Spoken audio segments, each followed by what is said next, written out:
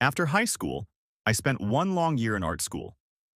When that didn't work out, due to the fact that I wasn't good enough, I spent the next 2 years finding out that the army wasn't to my liking either.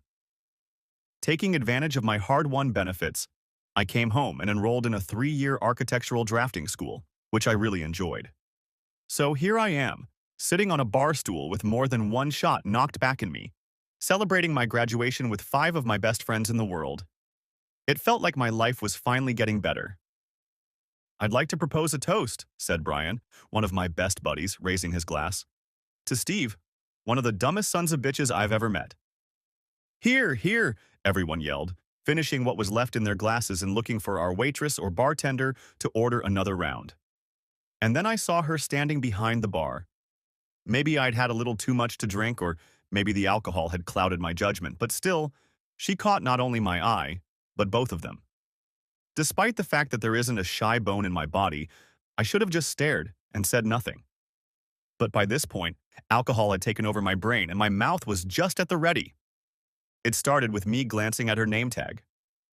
"Beth, do you like the name David?" I asked the pretty bartender as she poured us another round of drinks.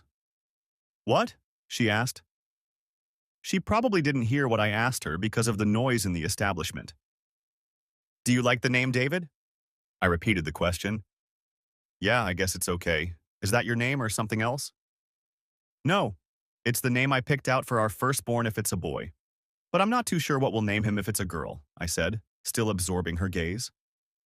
My buddy Brian looked on in bewilderment and amazement. "Are you going to marry this girl, Steve?" asked Brian, looking at me. "As soon as she says yes." "Well, I will. I didn't even know you guys were dating." Things went downhill from there.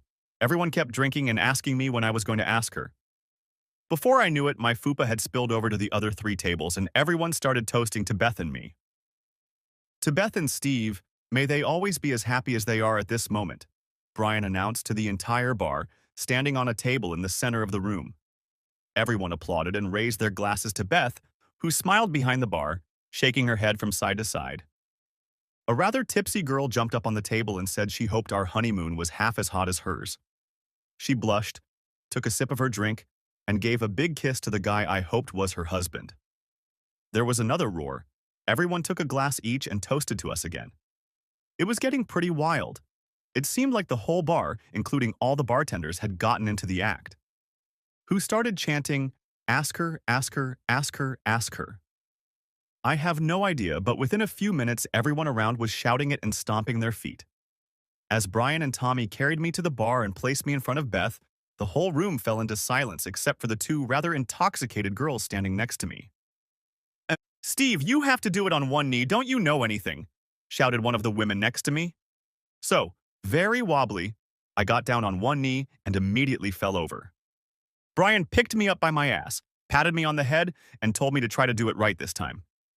Trying to focus and stay upright at the same time, I looked into those 2 deep brown eyes of Beth's and asked her to marry me or something. Then I fell a second time. There was dead silence in the bar as Brian and Tommy lifted my ass off the dirty floor. Beth was trying not to laugh, but she was having a hard time doing so. Finally, she looked at me, then at all her friends behind the bar, and then back at me. "Sure, why not? I don't have any plans for tonight after work anyway," she said, starting to laugh. She leaned over and kissed me to seal our bond. The hall erupted with applause, laughter, and 3 more drinks. Everyone was congratulating the 2 of us. I looked at her, smiled, and that, my friends, is the last thing I remember. The next morning, I woke up not in my bed and with the worst hangover of my life. It took me about 10 minutes to see that I was still alive, breathing and in Brian's apartment. I saw that I was fully dressed except for my shoes. I found the bathroom and only wished my body would calm down a little. I contemplated whether to shove a finger or my whole hand down my throat. A voice shouting from the stairs that breakfast was ready brought me out of my momentary stupor. Somehow I managed to make it down the stairs in one piece. Brian's wife, Angie, poured me a cup of hot black coffee and slid me a plate of toast. "Eat this. It'll absorb at least a little of what's in your stomach." Food was the last thing I wanted, but she didn't take no for an answer. "In case you're wondering, Brian and I carried your sorry ass down here last night. You passed out right after the wedding." That sobered me up, at least enough to get my mind working again. I guess the wedding night wasn't too good, since you passed out and all. But you sure made a mess out there when you got down on one knee and proposed to her. When she said yes, the whole place went crazy. Everyone started planning your wedding and honeymoon. You, however, passed out after the third or fourth drink. By the way, where are you two going on your honeymoon? She laughed, returning to the stove to attend to the bacon, which I could hear sizzling in her black cast-iron skillet. Very funny, I replied, still trying to remember exactly what had happened. The only thing I was sure of was that Beth had stolen my heart last night. As they say, love at first sight? When Brian came downstairs, he was washed, shaved, and overly chipper. "How's the ruddy groom doing?" he asked. "It's the blushing bride, silly," his wife shouted back at him. "Never mind. How was the wedding night? Was she as you expected? Was she here?" I looked back toward the stairs hopefully. "Nah, just messing with you," he said, chuckling. "Not bad looking, but a little too skinny for my taste," he said, slapping Angie on the back and then turning her around and kissing her hard. "Well, that was a great night. I haven't had this much fun in a long time. I hope that girl wasn't too upset with you, but I don't think so, because by the end of the night, her tip jar was full." "Her name is Beth," I said, still working on my first cup of coffee. "Well, anyway, after all that, did you at least get her phone number?" I shook my head. "No. Hell, I even lost my damn shoes somehow. Brian dropped me off at the bar so I could get my car. Mine wasn't the only one still parked in the parking lot. It must have been one hell of a party. I only wish I could remember it all. It took me a whole 24 hours to come to my senses.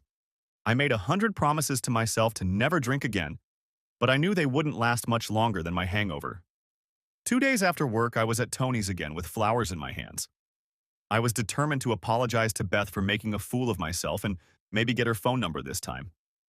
As soon as I walked through the door, a bunch of people must have recognized me from the other night and started clapping.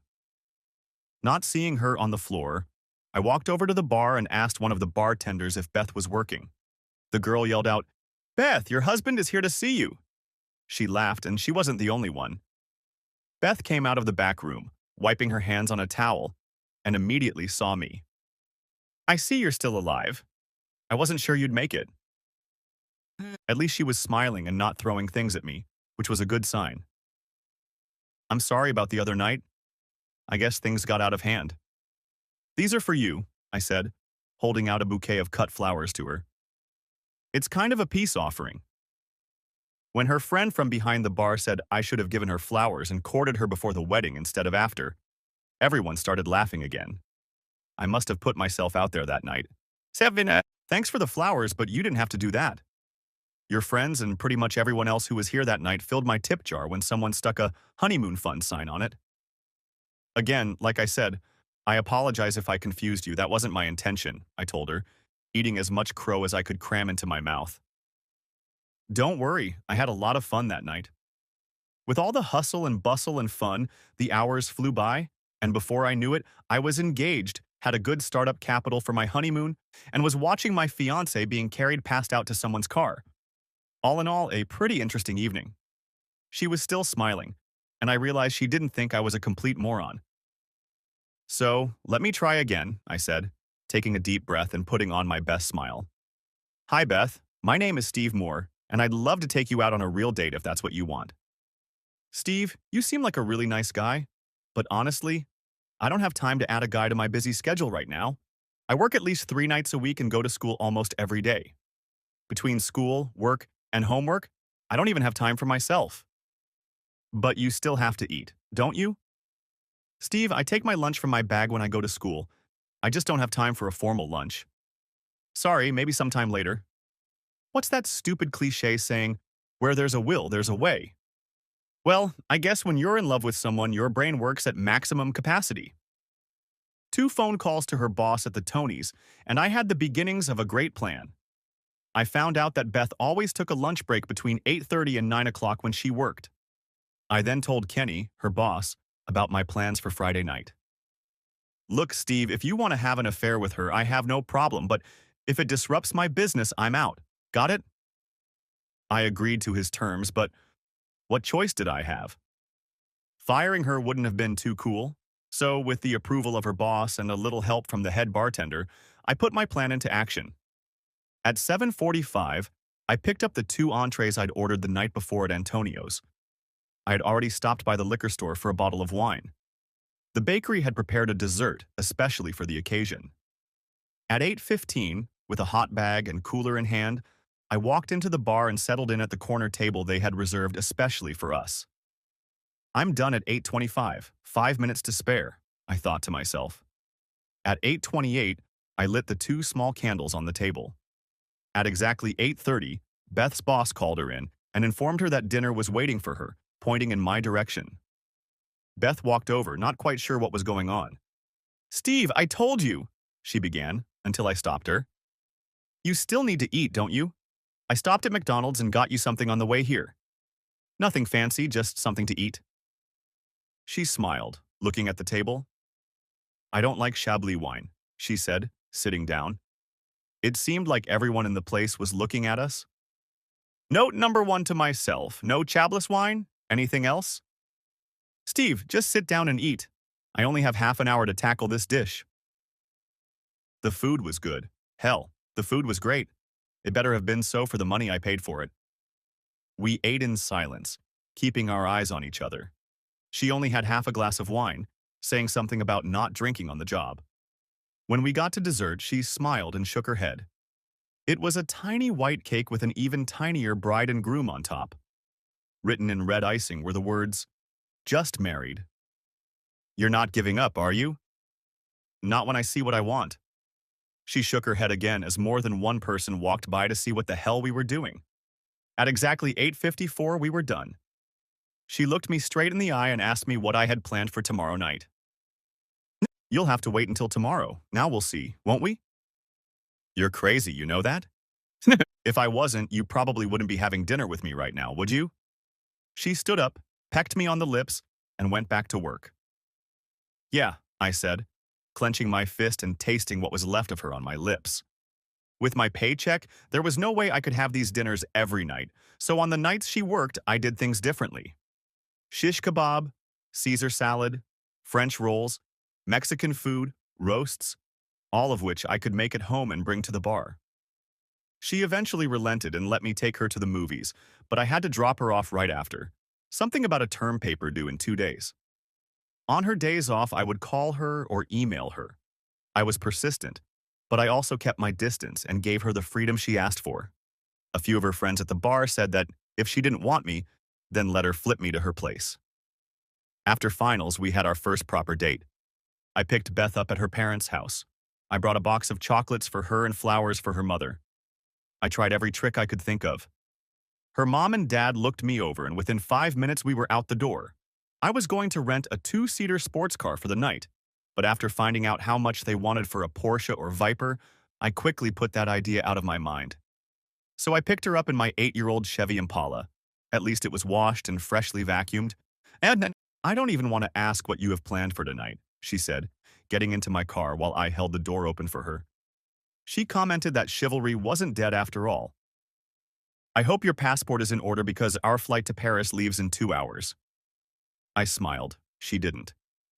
"Steve, you're trying too hard. I don't expect or want to be fed dinner every night. How about tonight we go out for pizza and just talk? What do you say?" We were kicked out of Pizza Hut just before 11. This time I became a listener, which was hard as hell for me. She started out in elementary school and then worked her way up. Her passion was graphic design and marketing. Beth said she was pretty good at it, but not yet good enough to get the job she wanted. She had one goal and no one, including me, was going to stop her from achieving it. As she put it, I could help and support her or get out of the way. It was my choice. It wasn't an option for me, I was in love. That's how I met Beth and did everything I could to gain her favor. Our acquaintance was full of pitfalls and compromises, but we persevered and moved forward. However, from day one when we first started dating, I was told that we would either be exclusive or not at all. "Sir, I don't want to worry about you coming to me after you've been with someone else. I don't share. If you're with me to the end." In some ways, I think it was some crazy ordeal, but Beth didn't have anything to worry about, at least not to me. That year and a half until she graduated was the longest of my life. Between my full-time job, plus overtime when we were busy, and her crazy schedule, we grabbed every spare minute. Often she was so tired that we would just sit on her couch in the basement and watch TV. Or, to paraphrase, I watched TV while she slept in my arms. No consolation prize because I had her in my arms. And then, backstage at the college, as diplomas were being handed out, an 8-foot diameter silver balloon went up with only one thing written on it. "You did it, Beth." Everyone laughed and clapped, and Beth accepted her hard-won diploma with a red face. Her graduation party was nothing like mine. It was held at her parents' house, and there was plenty of food. I donated a keg of beer, but I tried not to overdo it this time. Her family, friends, and even a few classmates showed up. I stood back and watched her, happy that it was finally over. I had bought her something and planned to give it to her that night, but changed my mind at the last minute. It was her day, not ours. She deserved everyone's attention, and there was no way I was going to interfere with that, even though I was secretly ready to explode. To my horror, it wasn't something I really wanted to get her, but with my paycheck, I couldn't afford what I thought she really deserved. It was white gold, weighing no more than half a carat. There were 2 small baguette-cut diamonds on each side, and the center stone was set high enough to make it look and shine on its own. Well, that's what I thought. We'd talked about marriage, at least I talked about it, but I always got rejected when I brought it up. "Steve, I really care about you, but I can't even think about a commitment like marriage until I finish school and get a job. What happens if I get a good job and I get transferred somewhere far away? Will you quit your job, pull up stakes and follow me? We'll have plenty of time to talk about it once we're both settled." Unlike her, I had already found a great job. I was working for Centex Homes and was moving up the ladder. I started strictly on the drawing board, making changes to existing drawings when the customer required one change or another. Periodically working with crews in the field gave me the hands-on experience and confidence I was sorely lacking when I first started. The plumbing was fairly easy to master, especially with the new PVC pipes, but the electrical was something I struggled with more than once. It took me about 2 years to finally gain the trust of the crews that I knew what the hell I was doing when I did this or that revision. When I spent weekends pulling wires when 2 workers got sick, they stopped calling me a rookie and finally accepted me almost as an equal. Heck, most guys had at least 10 to 15 years of work under their belt, and my measly 2 years was just past the rookie stage. Like I said, I was pretty much one of them. "Steve, I need you to give me your best estimate of labor and materials, what these changes are going to cost me," my boss, Greg, asked one evening shortly before 5. He handed me a stack of changes and a roll of blueprints. "Also, I need this done by noon tomorrow, if at all possible." This was said with his damn know-it-all smile. "No problem," I said, without even looking at what he gave me. I regretted not opening my big mouth before I familiarized myself with the changes. For the first time in months, I begged not to take Beth on a date. I told her I had my own test to study for. Being the consummate student she understood. I finished my preliminary calculations by 1 o'clock in the morning and, after checking and rechecking the numbers, handed them to my boss just before my coffee break at 9:30. Greg took everything, along with a fresh cup of coffee, into his office and closed the door. I figured he'd have something to say by noon, or at least by the end of the workday, but he didn't. At 5:30, I was still sitting at my desk when he came out, wished me a good evening, and left. I spent a miserable night brooding, doubting my numbers and even myself. By 9 o'clock the next morning, I couldn't take it anymore. "Greg, I was wondering if you had a chance to look at those numbers I gave you yesterday," I said, poking my head into his office. "Yeah, they look okay," he said, not looking up from the pile of papers he was working on at his desk. "Good? Thanks, I guess," replied I uncertainly. Now he looked up. "Steve, I'm paying you to do what I asked you to do right the first time. If I didn't like the numbers, don't worry, you'd be the first to know," he said with a smile. "Now, if you have nothing else to do, I'm sure I can find something for you to do." "No, I have plenty to do, I'm just curious." "Look, you did a great job. Maybe next week we can talk about you doing some more assignments for me. I'm busy right now, so if that's okay with you." I was out of there in a flash, but I had a huge Cheshire Cat smile on my face that could only disappear if it was surgically removed. I'd made it through. I had a future with them if that's what I wanted. And at least I was learning something I could take with me anywhere. After that week, Greg always gave me more than I could handle. I felt like I was back in school and he was the teacher, giving me test after test to see how far I'd gotten. More than once I was ready to cry uncle, but never did. My father didn't raise dropouts. 6 months later, he handed me 4 sets of blueprints and told me I'd been promoted and that I should get into pricing as soon as possible. I thought that's what I'd been doing all this time. Yeah, I guess it was. But now you have a position that comes with it. That night, Beth and I went out to dinner to celebrate. Night after night, I walked around with that damn ring in my pocket. So many times I wanted to get down on one knee and ask her, but all the time something happened, or it just wasn't the right time. Friday turned out to be that night again. We went to a movie, bought pizza, and went back to her parents' house to eat. With her dark brown hair gathered in a ponytail, I scrutinized her face and eyes. I was hopelessly in love with this woman. She wasn't a 10 in everyone's book, but she was a 10 in mine. In the middle of eating a slice of pizza, I stopped and kissed her. "Wow, what brought that on?" asked Beth, pulling away a little.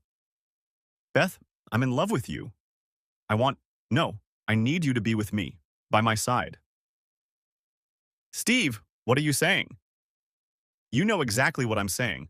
The same thing I've been saying for a year now. I want to marry you and live happily ever after like a fairy tale." "Steve, we just have to wait a little longer. I have 2 job offers and I need to be sure. We've come this far. What's another year or so?" "A year or so?" I exclaimed, a little too loudly. This time, I was the only one who backed off. "Steve, I've told you from day one that I want to settle on a job before I commit myself to anyone. Even if I get the job I want, it will be at least a year before I can relax and settle down a bit.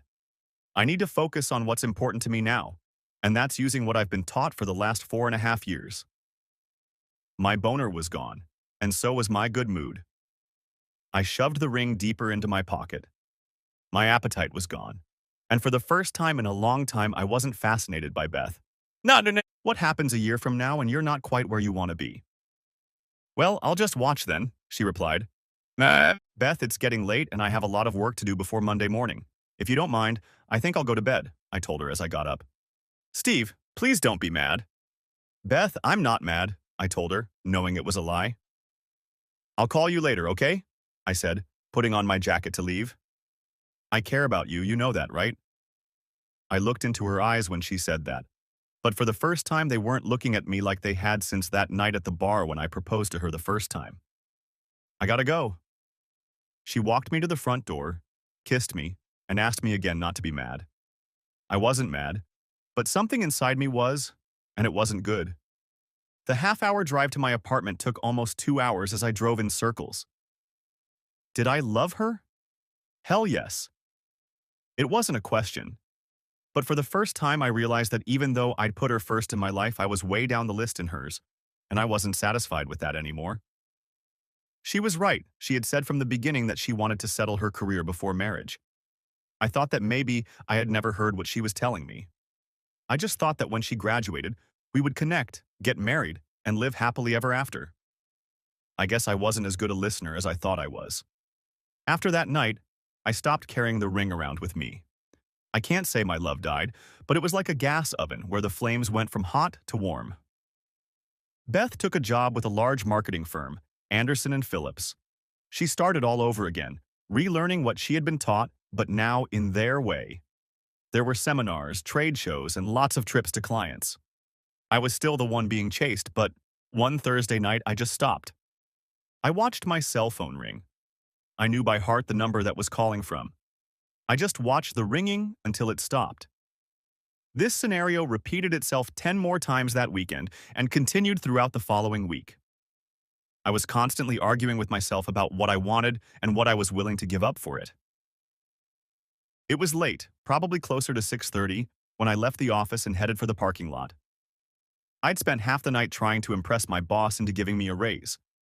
I saw a nice 2-bedroom house I wanted to buy, but I didn't want to save up to pay rent. In other words, I didn't want to be poor. I saw her car parked next to mine in the lot and knew she had to be here somewhere. "You're avoiding me," Beth said, folding her arms in front of her. "Not avoiding, just not following you anymore. Stalking me? She said in a tone that made the hairs on the back of my neck stand up. You know, calling, texting, begging you to go out with me, following you around like a lost puppy? Steve, I never asked you to do that. I know, and that's the problem. Beth, what do you want? Why are you here? Steve, I want things to be like they were between us before. I really care about you. Say, Steve, I really love you and I want to be your wife, I told her. Why are you being so difficult? She quickly replied. I unlocked the car, threw my briefcase in the back seat, and got behind the wheel.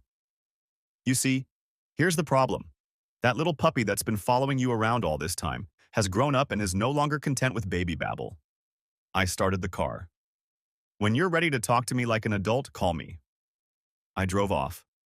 Maybe I'd finally grown up. You're killing me, Steve, Greg said when I told, not asked, him for a promotion. Things are tight, you know that. Greg, you have a choice. You either give me what I deserve or I'm out. Hell, just because you're pissed at your girlfriend doesn't mean you have to be a horse's ass. I'll give you until Friday, and then I'll leave, I told him. And for once, I wasn't bluffing. He was getting off cheap, and we both knew it. I wanted to stay because he was a damn good teacher, but I also wanted a fair salary. I knew his competitor would give me more than I demanded from Greg, but I was above just walking away without giving him a chance to give me what I wanted. I guess my skin was starting to get a little thicker. It had been forever since I'd dated Brian and Angie. I'd neglected my friends, mostly centering my life around Beth. Thought you were dead, Brian said, touching our beer bottles when Angie poked him in the ribs with her elbow. You know where he was, and your fingers aren't broken either, she snapped back. Angie let him think he was in control, but everyone knew the truth. Sorry to hear about you and Beth. Maybe she'll come to her senses yet, Angie said in a motherly tone. There's little chance of that happening. She'll become a career woman first, and whatever's left is no longer satisfactory to me. I'll buy this round, I said, beckoning the waitress over. We won't have to carry you out again, will we? It looks like you've put on a few pounds, and Brian's mom is coming to visit, so I'm not sure where we'll leave you this time. Angie laughed. Hell's bells, woman. My mom hasn't had a single date since my dad died. She'd probably love to date a good-looking guy like Steve. Make it 2 rounds, I said, trying to get that image out of my head. No, I wasn't blown away, but I did give the waitress a good tip, and she gave me her phone number in return. She was nice to look at, and I felt a jolt in my loins that hadn't gotten the attention it deserved in a hell of a long time. A week later, I called her. Her name was Peggy, and she was stunning. Long blonde hair, beautiful face. We had a nice dinner, went to a movie, and I took her back to her apartment. 2 days later, I got an email from Beth. Are we in an exclusive relationship or not? What do you mean exclusive? I replied. You know exactly what it means. Only dating each other. I could feel the anger behind that letter. It sounded like some little bird had told her about Peggy. Yeah, you have a job that keeps you warm, and I thought that was enough for you. It was a cheap shot, and I realized it before I even hit the enter key. I was tired of being number 2 or maybe number 3 or 4. She didn't say anything back. I got my raise, and then another one a year later without even begging for it. I bought a house and spent most of my free time and extra money fixing it up. When Greg asked what I thought of one commercial he did, I told him I thought it sucked. He looked at it and asked why I thought that. I don't know if he agreed with me or not, but I hadn't heard about it for almost a month when he brought out another one. How was it? He asked, waiting for my answer. Well, it's better, but it looks like a cheap advertisement for a substandard builder. Greg, you're the number 2 builder in the state. Shouldn't the ad reflect that? You know, Steve, you're right. Thanks for your input. A month later, Greg walked into my office accompanied by his wife, Jill, who did the company's bookkeeping. We want you to work with the advertising people. They keep us busy with their work and keep asking us what we want. You know what we want, so we just eliminate the middleman and go to the source.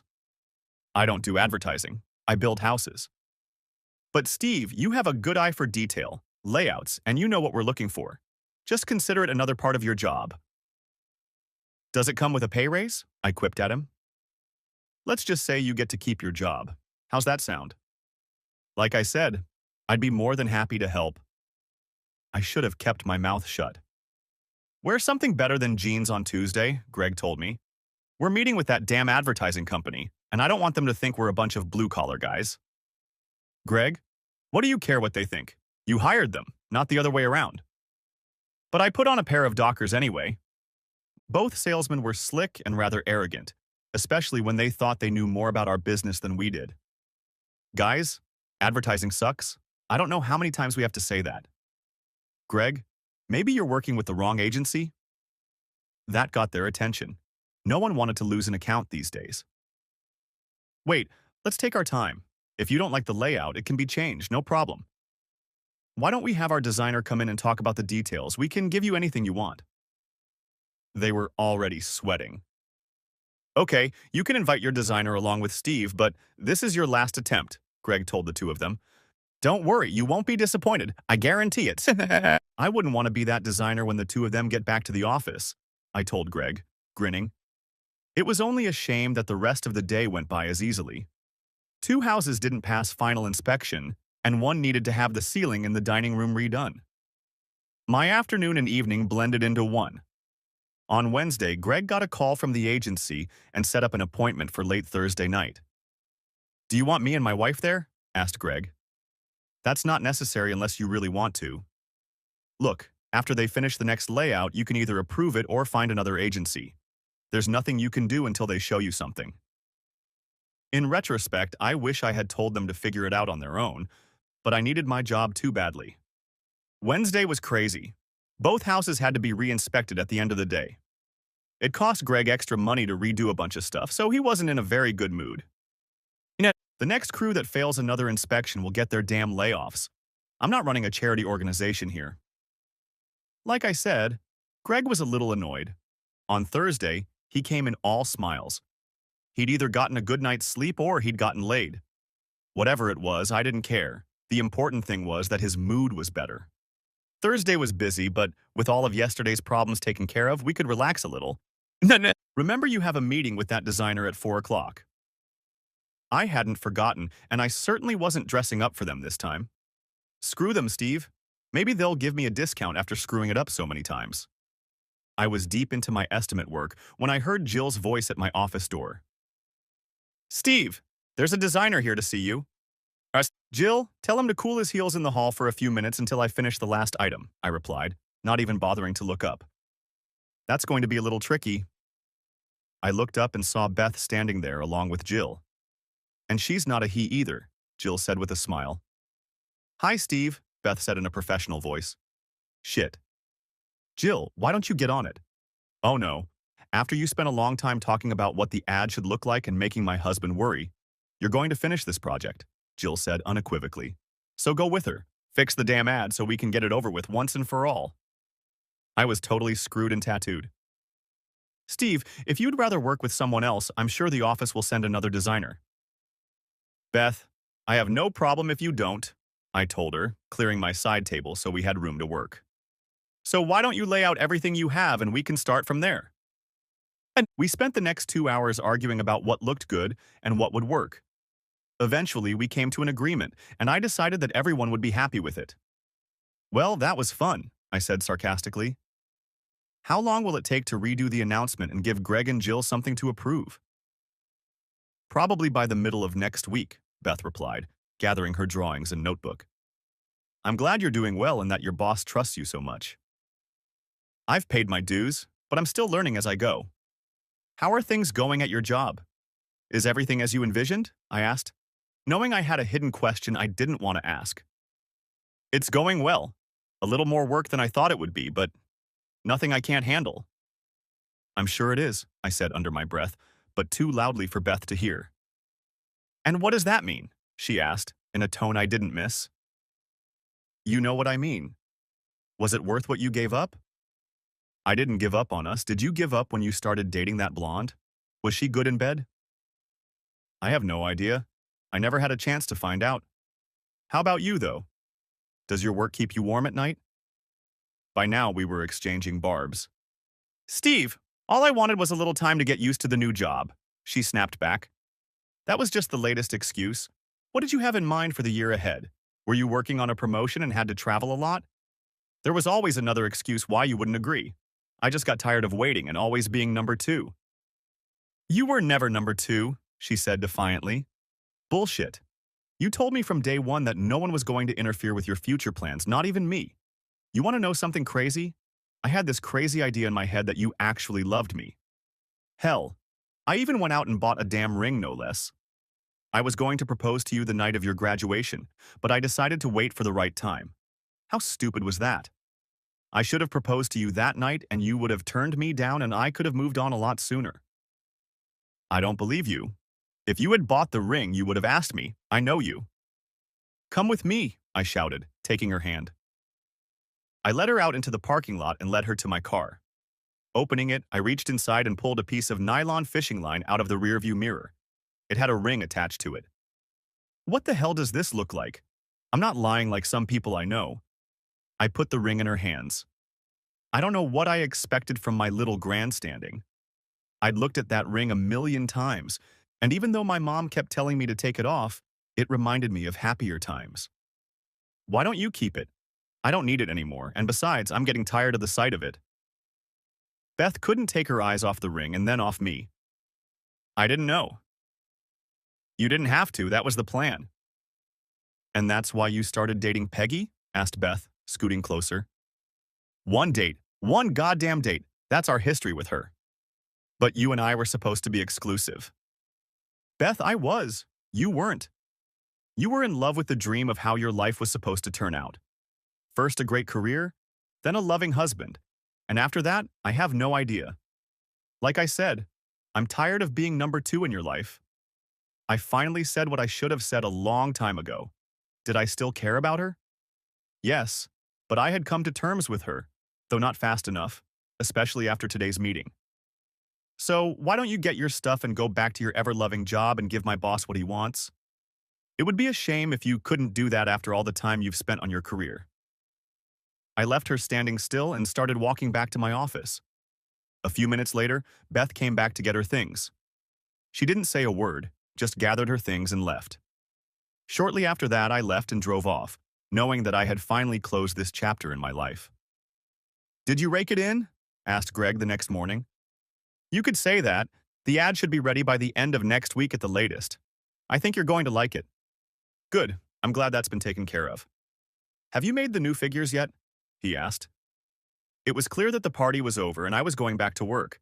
I didn't hear anything until mid-afternoon Wednesday. Steve, I finished the layout. When can we get together and approve it? Bring it in late Thursday and I'll invite Greg and Jill. Hopefully it will be what we talked about.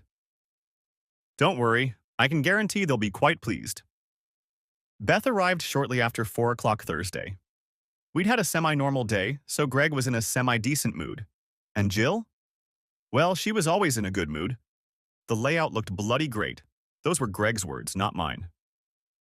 He and Jill were more than pleased. I could tell by the huge grins on their faces. See? I told you Steve knows what he wants, Greg said, looking at Beth. I guess I should have listened sooner, she replied quietly, gathering her things as Greg and Jill said goodbye and left us alone. You did a great job. Everything looks even better than I thought it would, I said, complimenting Beth on her work. And that's when I saw her. I don't know if she knew I saw it, but her look told me everything. I started to say something, but stopped, unable to get a word out. You gave it to me, remember? Even if it wasn't given in the same spirit it was bought in, it still means a lot to me, she said, looking at the ring on her left hand. The girls at work kept asking if I was engaged, and all I could tell them was that I should have been engaged. But I wasn't. I wasn't. What the hell was I going to say now I wanted the ring back? I'm sorry, Beth. I wasn't implying anything. I was just wondering why, especially after all this time. Heck, you're probably already with someone else, so I just can't understand why you want to wear it. I babbled and made absolutely no sense. Steve, I'm not dating anyone. Other than business lunches and dinners, I haven't gone on a single date since we broke up. What the hell am I doing? This wasn't a conversation I was going to have with her now or ever, but somehow we found ourselves knee-deep in it. Look, I'm sorry I'm all over this. Keep the ring and maybe you can use the stone to give yourself half of the diamond earrings. No, I think I'll leave it as it is. With those words, she gathered up the rest of her things and was out the door, before I could say anything more than a simple goodbye. I guess it's for the best, I said to myself, not even wanting to believe it. It was 10 to 12 when Beth walked into my office on Friday. She put down the bag she was carrying without even bothering to look at me. No one even thought to let me know she was here. I was about to ask her something about the layout when she started shifting papers on my side table, apparently making room for everything she had. She pulled out 2 Big Macs, a large and a small portion of fries, napkins, and 2 soft drinks. Okay, I was shocked. Sorry, that's not very elegant, but it was a last-minute thing. I started to say something, but was silenced when she said to me, smiling, "You still need to eat, don't you?" Touché, I thought to myself. I don't think either of us kept our eyes on each other throughout lunch. We'd spent the whole weekend together. Had we made love to each other all weekend? Absolutely not. We did, however, drink 2 bottles of wine at my house and talked all night. Friday and most of Saturday. By Sunday morning, we were making out, and by the next weekend, we were a couple again. But this time, it was very different. Quality time is what we focused on. We both agreed not to schedule anything on Saturday or Sunday without consulting each other first. We realized that with our jobs, we were both bound to have things to do, but it was an unspoken courtesy to each other. We tried to put each other first going forward. We had 3 months of happiness. Did we fight? Yes, but instead of bumping like we used to, we sat down, talked, and listened to each other. It was at this point that I realized we were a real loving and caring couple, not just 2 people dating each other. Both of our parents said we should have gotten married a long time ago, her parents more so than mine. I think they were anxious to be empty nesters, and were talking about the media room they were going to set up in one of the bedrooms when it became available. 2 weeks later, Beth moved in with me. My days of being a carefree bachelor were now almost over, though nothing much had really changed. All of our friends were happy for us, and the wedding was simple, just immediate family and a few close friends. Brian was my best man, and Beth's older married sister, Sarah, was the matron of honor. We wrote our own vows. She removed the word submit, and I added the words lover and equal partner. We were 2 steps away from happiness. I wanted to go on a cruise, and Beth wanted to go to the mountains for our honeymoon, so we compromised. We stayed at a cabin on a lake in the Smoky Mountains. The lodge had 10 isolated cabins on 20 wooded acres, and best of all, it had a restaurant that brought food right to the cabin. I was getting water, I didn't have to cook, and Beth was getting her mountains. We were both happy. Heck, for the first 3 days, we didn't leave the cabin at all. Even though we thought we had discussed everything we could, new issues kept coming up. We pooled our money, and Beth was in charge of paying the bills. I took care of the house and yard, and she took care of the inner workings. The first one home would start dinner, and although we tried to plan meals for the week, more often than not, one or the other would change the menu. These were all Mickey Mouse-related little things. The bigger issues came 4 years later. We both had stressful jobs. Stress and tight deadlines were the norm rather than the exception. A glass of wine or a neck or foot massage helped most of the time, but not all. Sometimes you just needed to be an umbrella and someone to talk to. We couldn't solve each other's problems, but we could listen, keep our mouths shut, and keep our comments to ourselves. After that, a kiss and a hug was all that was needed. We were in love, and that said it all. "I think I want a baby," Beth began over dinner one night. "I think it's time for us to move on to the next level, and I sure as hell don't want to be changing diapers when I'm in my 30s. I thought about kids, but I wasn't sure we were ready. Hell, and would we ever be 100% ready? So we started trying. Since Beth wasn't on the pill, we figured she'd get pregnant the first month. She was approaching 30 and was a little worried when nothing happened in the 4th month. She was trying to get everything done before she got pregnant and had the baby. It was the doctor who advised her to take it easy. "Beth, relax. You're overloading yourself. That's probably why nothing is happening. You're both young and fertile, so there's no physical reason why you can't get pregnant. Why don't you 2 take a couple of days off, relax, and take it easy? You'd be surprised what stress can do to a person's body." We took his advice and gave ourselves a 4-day weekend. Instead of just sitting at home and waiting for things to happen, we went on a cruise for a long weekend. We didn't care where we went. We just needed to get away. Our cell phones were left in the car, and we told everyone that unless the world was ending, We were not to be contacted. God, it was a great weekend. Now, I wish we had taken a cruise for our honeymoon, Beth said after the first day. I could get used to it, although they'd probably need a wheelbarrow to get me off the ship after 7 days of nonstop eating. She laughed, but she was right. There were literally 24 hours a day to eat aboard the ship. There was always something being served somewhere, and if not, you could always order room service food. So we ate all over the ship and made love morning, noon, and night. On our last night on board, we went to the midnight buffet and walked around the ship for an hour before returning to our cabin to pack. Something must have worked that weekend because the first and then the second test kit said the same thing. Beth is pregnant. And I guess every woman's pregnancy plays out differently, but the golden glow of motherhood never came. Morning sickness, cramps, food cravings, emotional swings, and those were just my symptoms. Beth's were much worse. We prepped the nursery and procrastinated until the blessed day, or should I say, when the baby finally decided she wanted to leave her temporary home. Beth hadn't gained much weight, but was uncomfortable nonetheless. In the 7th month, we switched cars because mine was bigger and much more spacious. By the end of the 8th month, she just wanted to be done with it. She said she felt like a whale. To me, she still looked good. Linda Rebecca Moore was born at 4:45 in the morning after a night of intense labor.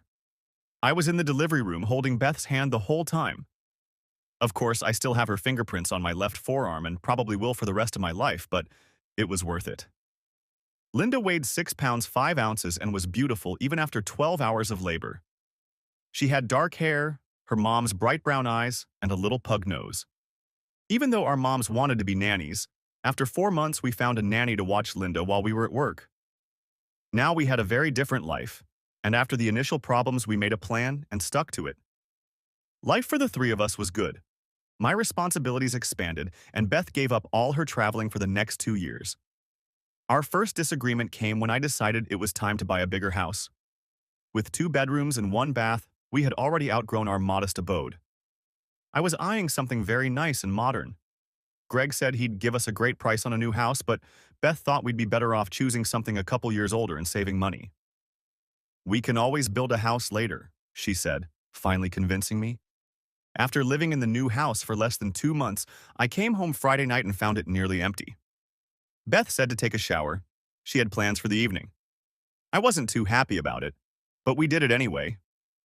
Apparently, we were the luckiest couple on earth because this time we got it right on the first try. Not that I couldn't have another weekend like that. For some reason, her pregnancy went much easier this time around. Maybe she knew what to expect. But whatever the case, 9 months later, Megan Marie came into our family. Like Linda, Megan was beautiful and was the best baby anyone could ever dream of. "Are you sure about this?" asked Beth, waiting for me at the clinic. "We can try again to have a boy if you want." "No, I have my 2 girls and I'm happy. A son would be nice though, but don't worry, I'll make them both boys." An hour later, I had surgery. My childbearing days were over. The next 6 years were wonderful, at least from my perspective. Instead of giving me a raise, Greg gave me stock in his company. We weren't both tight with money since we both had good jobs, but other little things seemed to nag one or the other. First of all, Beth wasn't getting promoted in her company as she had hoped. For the first couple years, while our children were young, she refused to travel and refused promotions that required long business trips. She did it for us, the family, but at the same time, she wasn't too happy about it. That's when I started breaking the weekend rule. Don't plan anything without everyone else's consent. I didn't do it often at first, but as I started doing it more and more often, it started to annoy us. I think after the 10th or 12th time, Beth started doing it herself. After that, we both started doing different things on Saturdays and Sundays. At first, I didn't see this as a problem, but as time went on, it became another issue between us. "Steve, I've been offered a promotion and I'm probably going to take it." Our conversation began as we were cleaning up after dinner. "I think if I turn it down this time, they'll never offer me this position or any other position again. I'll have to do some traveling, but it will be minimal." "No problem. The girls aren't babies anymore, and one way or another, we'll all survive." I said, babbling on with no idea how this would affect our daily lives. But damn, she deserved it, didn't she? At first, she didn't just have to travel. She had to meet a whole new group of clients. Instead of being only local, the new clients were multinational and sometimes had marketing offices in multiple locations. After the first 3 months, we were all on edge. Sometimes Beth would leave on Monday morning, and we wouldn't see her until Friday night. We communicated on the phone, but it wasn't the same. In the months that followed, the trips became less frequent, but she was always gone at least one night a week. She was tense, but she also had a look of satisfaction on her face. "I made it," she said, glowing and kissing me soundly as she ran through the door and threw herself into my arms. "They liked my layout and asked me to come up with one for the new line coming out after the first of the month," she said, kissing me again. "Isn't that wonderful?" "I knew you could do it. Why don't you sit down and have a glass of wine and tell me all about it while I finish making dinner?" So she did, telling me everything in great detail. I was interested, but it didn't matter to me as much as it did to her. I can't say it was in one ear and out the other, but I didn't pry the details out of her. I had my own problems every day, and I tried not to burden Beth with them. So over time, it started to feel like we no longer talked store when we got home and only dealt with issues that directly affected our little family unit, which turned out to be a big mistake. Plaques are what they turn into, little pieces clogging the path between us.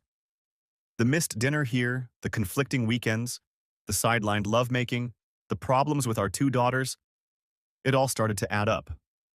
When Beth missed our summer vacation due to unforeseen circumstances at work, and when I forgot our anniversary, unkind words were spoken by both of us. When we argued about whose job was more important, the gap grew wider. The good morning kiss was the first thing I noticed disappearing from our normal morning routine. When I made an effort to seek her out and kiss her before leaving the house, it felt like an imposition rather than something to look forward to. As I said, resentments and disappointments accumulated like plaques in an artery, imperceptibly drowning out the intimacy, the life force of our marriage.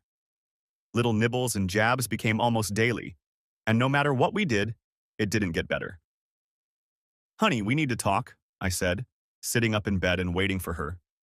She was going out of town tomorrow, and something she had told me to do hadn't been done, which had caused a small argument earlier in the evening.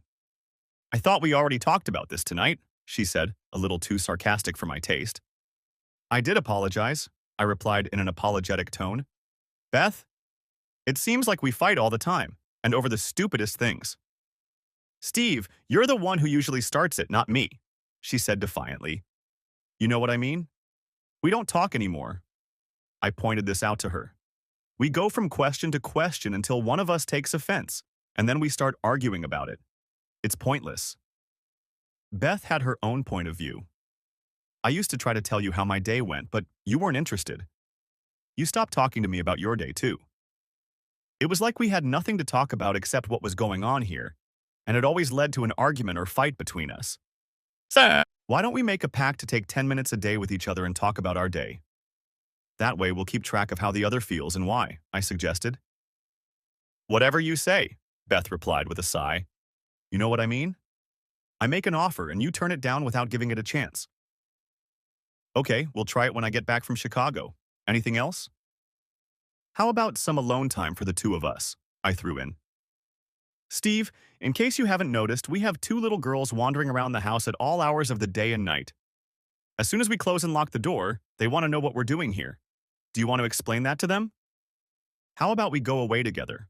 My mom will watch the girls and you and I can sneak away, distract ourselves, and reconnect. You know, like we used to do before we had kids. That could work. We can leave our cell phones and computers and stuff like that in the car. We'll set up and just do it." She smiled for the first time in a long time. When I called the next morning and made an appointment for the following weekend, I probably should have cleared the date with Beth first, but she told me to set it up. I was still feeling the aftertaste from a great night of lovemaking and had just booked a room at a romantic bed and breakfast.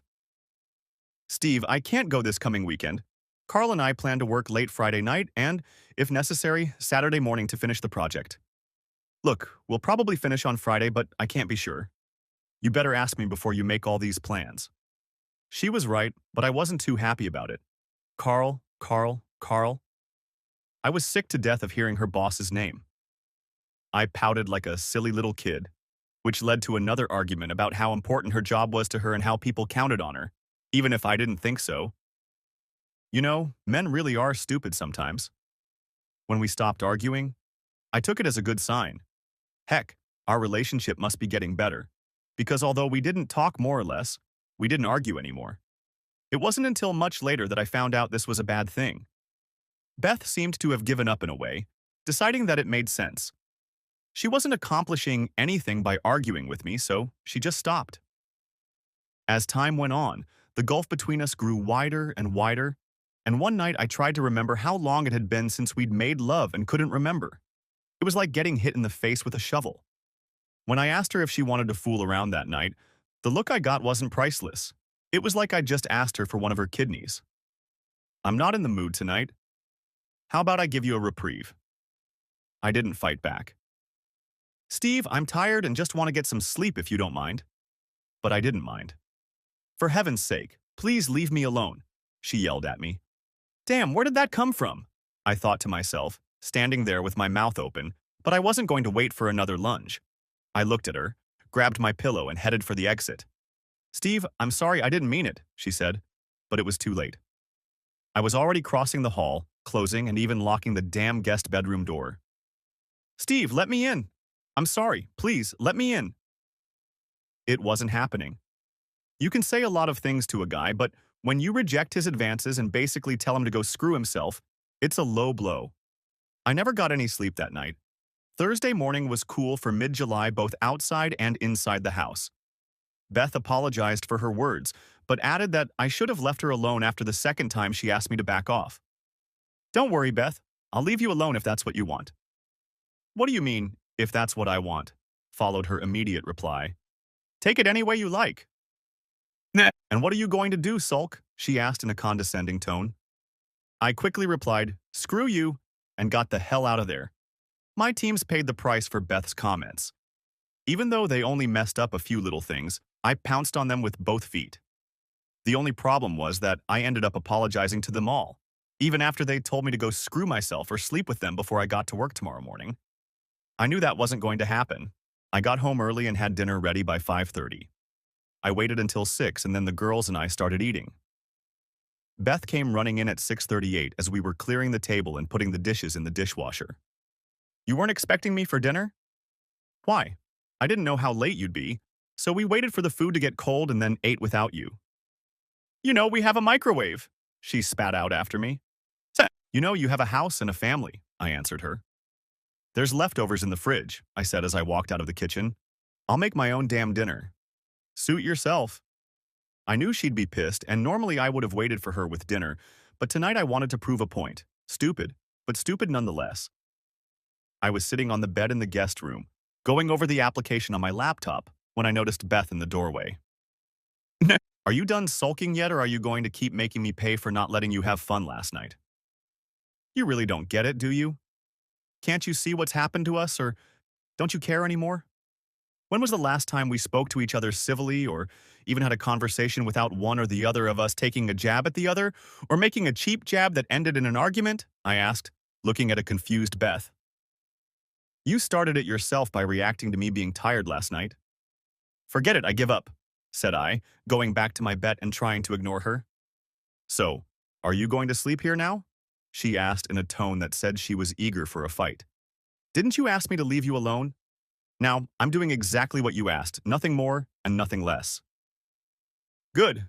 Maybe now I can sleep at night without someone spitting on me. Now I was hot. Well, you can't talk about me, it must be your new boyfriend, I said, getting up and closing the door in her face. Stephen Moore, open this door immediately, she yelled, hitting it with her fist. How dare you accuse me of treason? Open this door immediately. She started kicking at it. I didn't open the door, but she was persistent. Beth came back 3 times that night to see if I had unlocked the door. I didn't open it. I wasn't a fool, and I wasn't anymore. The next morning I tried to sneak out, but she was already up and waiting for me. Do you really expect me to believe that you really think I'm cheating on you? Where the hell did you get that brainless idea? Steve, sometimes I can't figure out what's on your mind. At least I know you don't care, so that's a big relief. Why don't you go out of town for a while and give us both a break? You can tell your good buddy Carl what a horse's ass I am, and then he can tell you what a saint you are for putting up with me. Short, direct, and straight for the jugular. You really are an ass, you know that? Yeah, and at least yours isn't anytime soon, I said as I walked out the door and into the garage. She followed me to my car.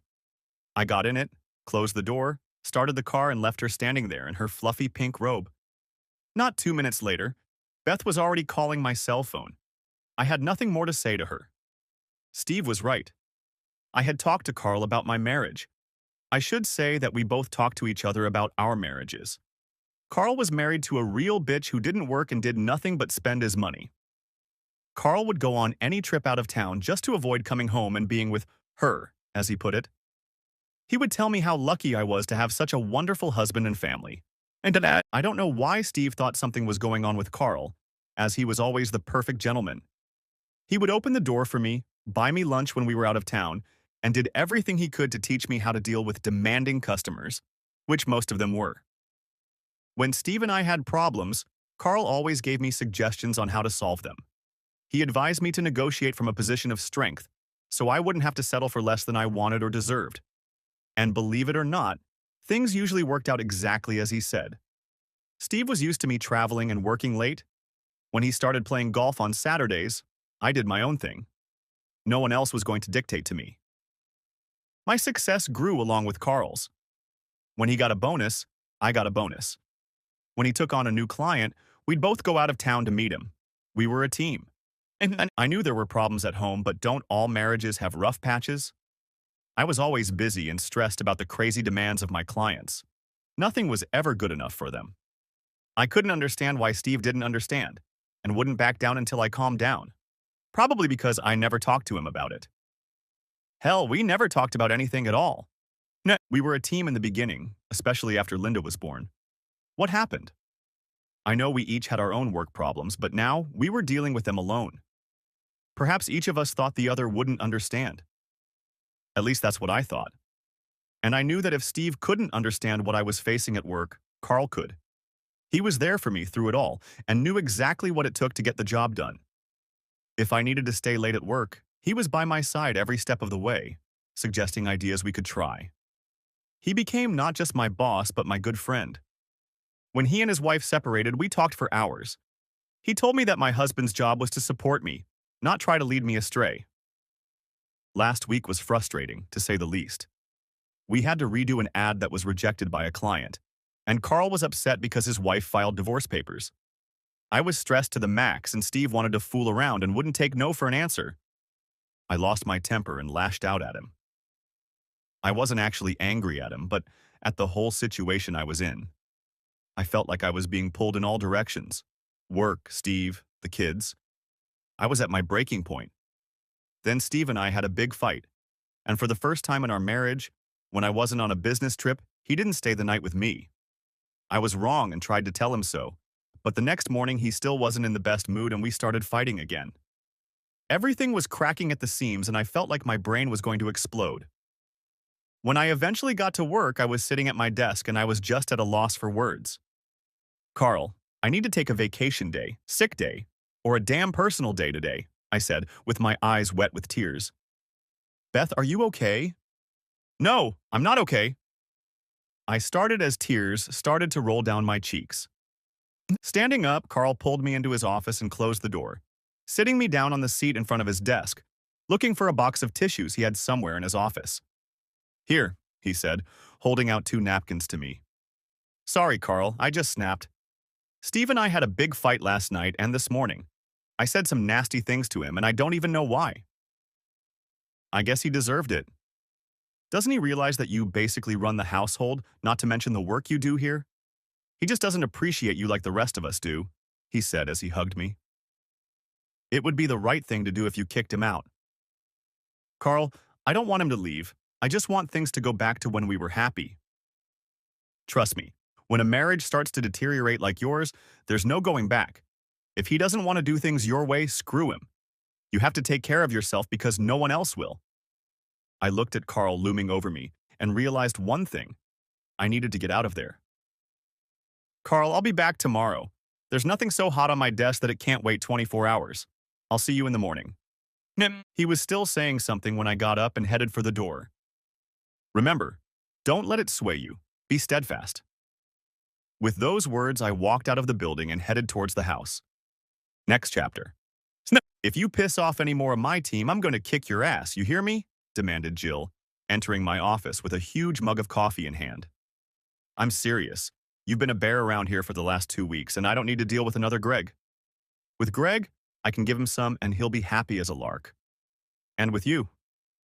Well, I'm not giving you anything, but I might have to call Beth and have her poke your eyes out or something, she said with a smile.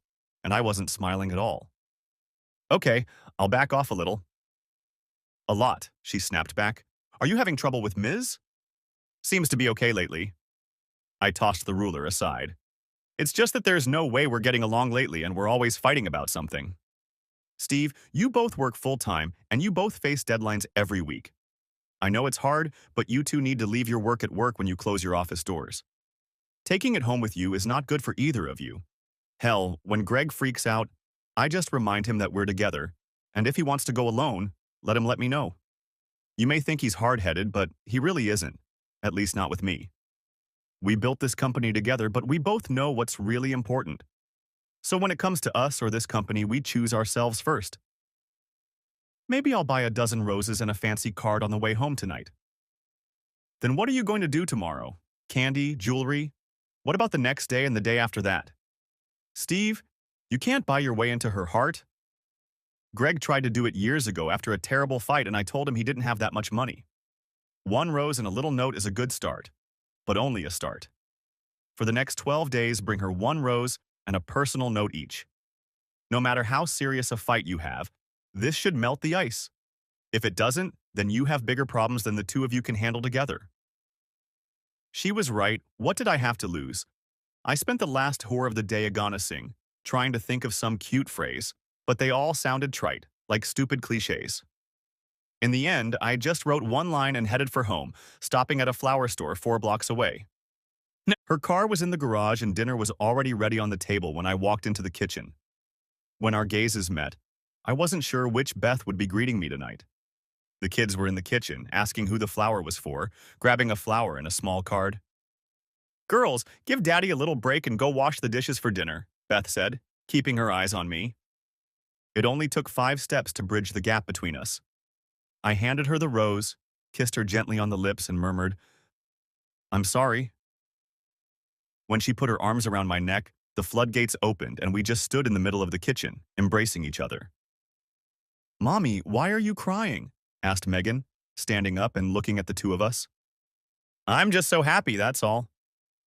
"Grown people do this all the time," Linda told her sister, sitting down at the kitchen table. "Let me get rid of my briefcase and I'll be right down," I said to Beth, pulling her head away from my wet shoulder. With a glance at the rose, she opened the card. The card read, "You mean the world to me." Tears came to her eyes again. "So, how are my girls today?" "Did you two have any trouble today?" I asked, going back into the kitchen and laying out the food. "Megan didn't make her bed this morning, but I did," said a glowing Linda, while Megan stuck her tongue out at her chatterbox sister.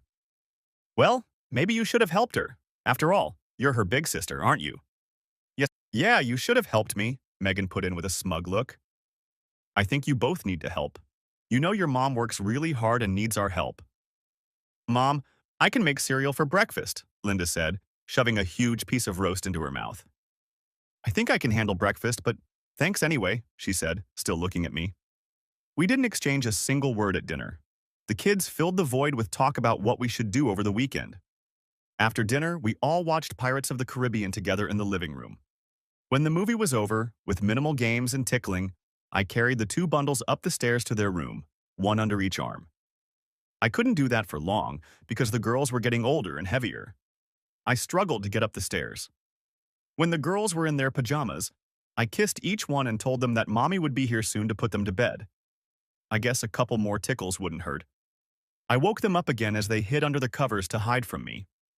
"2 wild girls are waiting for you upstairs," I said to my wife, as I passed her on the stairs heading for the kitchen.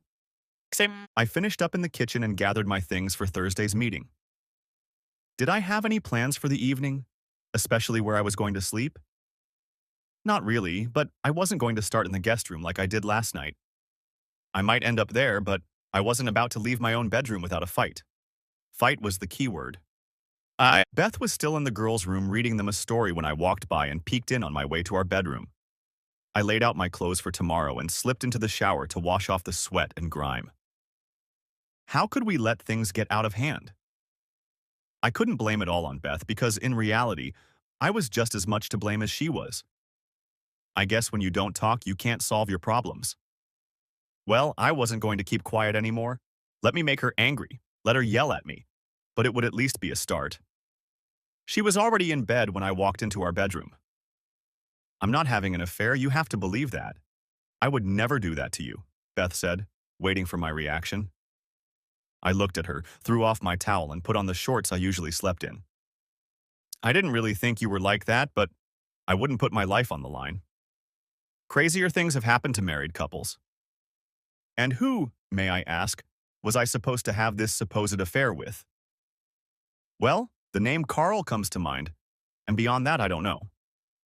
At this point, I decided not to go to bed with her just yet. Carl, my boss? Steve, he's 10 years older than me and married. I thought you said he was getting a divorce. Yes, he's getting a divorce, but he's still married now. Did you think I was cheating on you with a married man? You must have a really low opinion of me right now. What about the letter carrier or our parish priest? Why didn't you ask me about that right away? Now she began to raise her voice a little. Think about it from my point of view. We stopped arguing because we stopped talking about something important. You practically cut me off from my sex life. And for the last 2 months when you were out of town with Carl, you didn't even bother to call me at night. You can't imagine what was going through my head. Your fingers weren't broken, and you could have called me to see if I was in my room at night or sleeping with Carl, she said, putting emphasis on his name. I thought about it a couple times, but if I called and you weren't there, I'd probably freak out and do something stupid. And then, finding out I was wrong, I'd probably mess things up between us even more. So I was just waiting for you to say something, I explained to her. Look, you waited for me, and I waited for you. And we've been drifting further and further apart, undecided. I don't love Carl, I love you. He's just a good friend, that's all. He was just someone to talk to when you and I weren't talking. So instead of talking to me, you talked to your good buddy Carl? And what did you tell him? Everything? Did you tell him we weren't doing this anymore? Did you tell him that I asked you to back off when you climbed up on your high horse? Did he tell you that I was an ass and that you could do no wrong? When did all of this take place? Over intimate dinners and drinks? My voice cracked and got louder with each question I showered her with.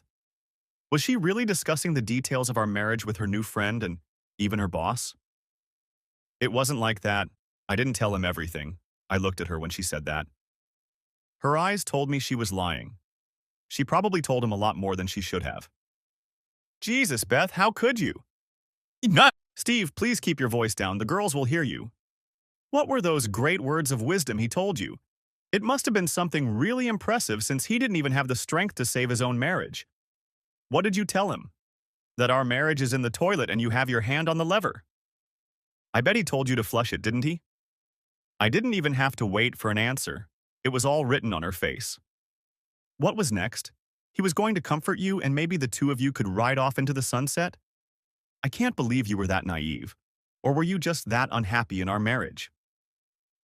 The fact that she had opened up about our life and marriage was bad enough, but the fact that it was done in front of her damn boss made it even more humiliating for me. Predator was the first word that came to my mind. Look, I know we have problems to work through, but what advice can someone in an unhappy marriage give you? We need to work on our problems on our own, not when we're both tired and stressed, I told her. She looked at me. I suggest that we set aside time this weekend for the two of us to discuss our problems. You write down your problems and I'll write down mine. Maybe with a clear head we can come up with some good ideas. But no more third parties, I insisted. Nah, I'll tell Mom we'll keep the kids for the day on Saturday. She won't mind. Steve, you have to remember that I love you. Okay, that's over with. We both need a good night's sleep. I know I do. And in my own bed. That at least brought a smile to Beth's face. We kissed and hugged and snuggled against each other until we fell asleep. We can do this, I thought to myself as I headed off to work on Friday. I know we can. Well, said Jill, standing in the doorway with a cup of coffee in her hand. What? I gave her a rose, but we still have a long way to go. Steve, I didn't say one rose would solve all your problems. All she had to do was relieve the tension. She did, but we're still screwed. Well, when you bring another one tonight, she'll see you're serious. And after the 10th one, she'll see you're not giving up. It's a small gesture, but a nice visual. Remember, the card is the most important thing. I thanked her again and warned her not to slack off on the cruise. On Friday, when Greg stammered about Saturday, I informed him that there was no chance of me being in the office tomorrow. I have something planned with Beth, and that can't be changed.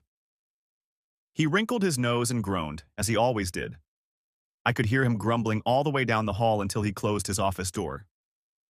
My marriage was worth more to me than a few hours of overtime working on a project that didn't need to be finished until Wednesday. I was stuck again on what to write on the card. I love you wasn't a good fit because it was already too cloying a phrase. I needed something that would make her think about us. I smiled as I came up with the perfect phrase. Next chapter. I hope you gave him hell last night, Carl began. He went on to say, I guarantee he doesn't know how good he has it with you. We're working on our problems, but right now I need to focus on work and finishing the Kemp Foods layout, I said, hoping Carl would take the hint. Well, let me know if you get stuck. I'll be in my office if you need to talk, he said as he walked away. Thank God, I whispered to myself as I walked back to the layout. When Carl offered me lunch, I told him I had brought my own lunch and would work at my desk. By 4:30, my layout was almost done. I compared the last 3 ads I had done, and this turned out to be the best of the 4. I printed out all 4 and stuck them on my bulletin board. I was taking notes when Carl walked in. What do you think? I asked Carl, watching him study them all. The color is a little muted, and I'd probably choose a different shade of blue, but it's still not bad. I think they'll be quite happy with it. Carl turned and looked at me. Any plans for the weekend? Sunday we're getting together as a family. On Saturday, Steve and I plan to have some alone time. I told him everything briefly, no details. Just remember what I told you, he said, handing me a piece of paper. If it gets too stressful, you can call me on my cell phone and I'll come and get you. I don't think that will be necessary. You never know. My wife and I got into some real fights and she even tried to change my face with a lamp and a cutting board. Now the bitch is doing everything she can to get a grip on our savings. She's even making an attempt on my damn 401k. I should have dumped her years ago. Well, Steve and I aren't even close to that. We just have a few issues we need to discuss and work out this weekend, I replied, putting all my stuff away and getting ready to leave. Don't be too sure. I thought the same thing 6 months ago and now look what I got, Carl said, trying to stretch their conversation. Steve still loves me, and I know we can work through even the toughest problems. Carl looked at me like he was about to say something, but stopped before he could open his mouth. I have to go now. Have a great weekend, he finally said, almost running out of my office. Carl is getting weirder by the day, I thought to myself. But I don't know if I'd be able to hold it together if Steve and I were getting a divorce. I grabbed only my purse. For the first time in a long time, I wasn't taking any work with me for the weekend. We needed to spend this weekend with no one to distract us. We can only hope Steve didn't have anything planned. Next chapter. I left the blueprints on the table and headed for the exit. Have a good weekend, Jill, I said as I passed her office. Remember what I told you, and for goodness sake, leave your temper at the door. Do you hear me? She sounded like she was scolding one of her children. I hear you, but I need to get my ass in order and get to the flower store before it closes. I waved her off and walked out the door, running to my car. I picked up my rose, bought 2 bottles of wine and 6 bottles of Corona. I had no idea what we were having for dinner tonight, but I bought a French silk pie for dessert. I was going to do my best to make this weekend perfect. I spent the last 10 minutes of the drive going over my list of problems. There were only 5, and they weren't really problems, more like suggestions. I didn't want to appear confrontational, but I needed to get my thoughts to Beth somehow. Daddy's home, my girls shouted at the full capacity of their lungs. And he brought us a flower again, Megan said, trying to get a hold of it as I laid all the things I'd bought out on the counter. Honey, it's for Mommy. Why don't you give it to her for me? I held out the rose to my daughter. Mommy, this is for you, she said, running up to her mother, who was standing at the sink watching the commotion. You bought this for me? Daddy bought it. I don't have any money. Beth kissed the top of her head. Beth sniffed the rose. It was sweet and would be even more fragrant when fully opened. She cut off the end of the stem and placed it in the same vase as yesterday's. Afterward, she opened the little white card. If it's going to be a boy, I think we should name him David, was all it said. She smiled. Memories of that first night we met came to mind. We had come a long way in one aspect, but we were at a crossroads and needed to resolve some issues in order to move on with our lives. We can do that, she whispered, tucking the card and envelope into her back pocket. Honey, I'm going to go change. Give me 10 minutes and we can have dinner. A hot dish of tuna noodles with potato chips sprinkled on top was a quick and easy dinner. I wasn't a big fan of casseroles, but this dish could have been made the night before and we would have had 2 dinners, not to mention the kids loved it. I watched her and myself throughout dinner. I had to threaten the kids twice that if they didn't clear their plates, there would be no pie for dessert. All through dinner, they looked longingly at the rich chocolate pie staring back at them from the counter.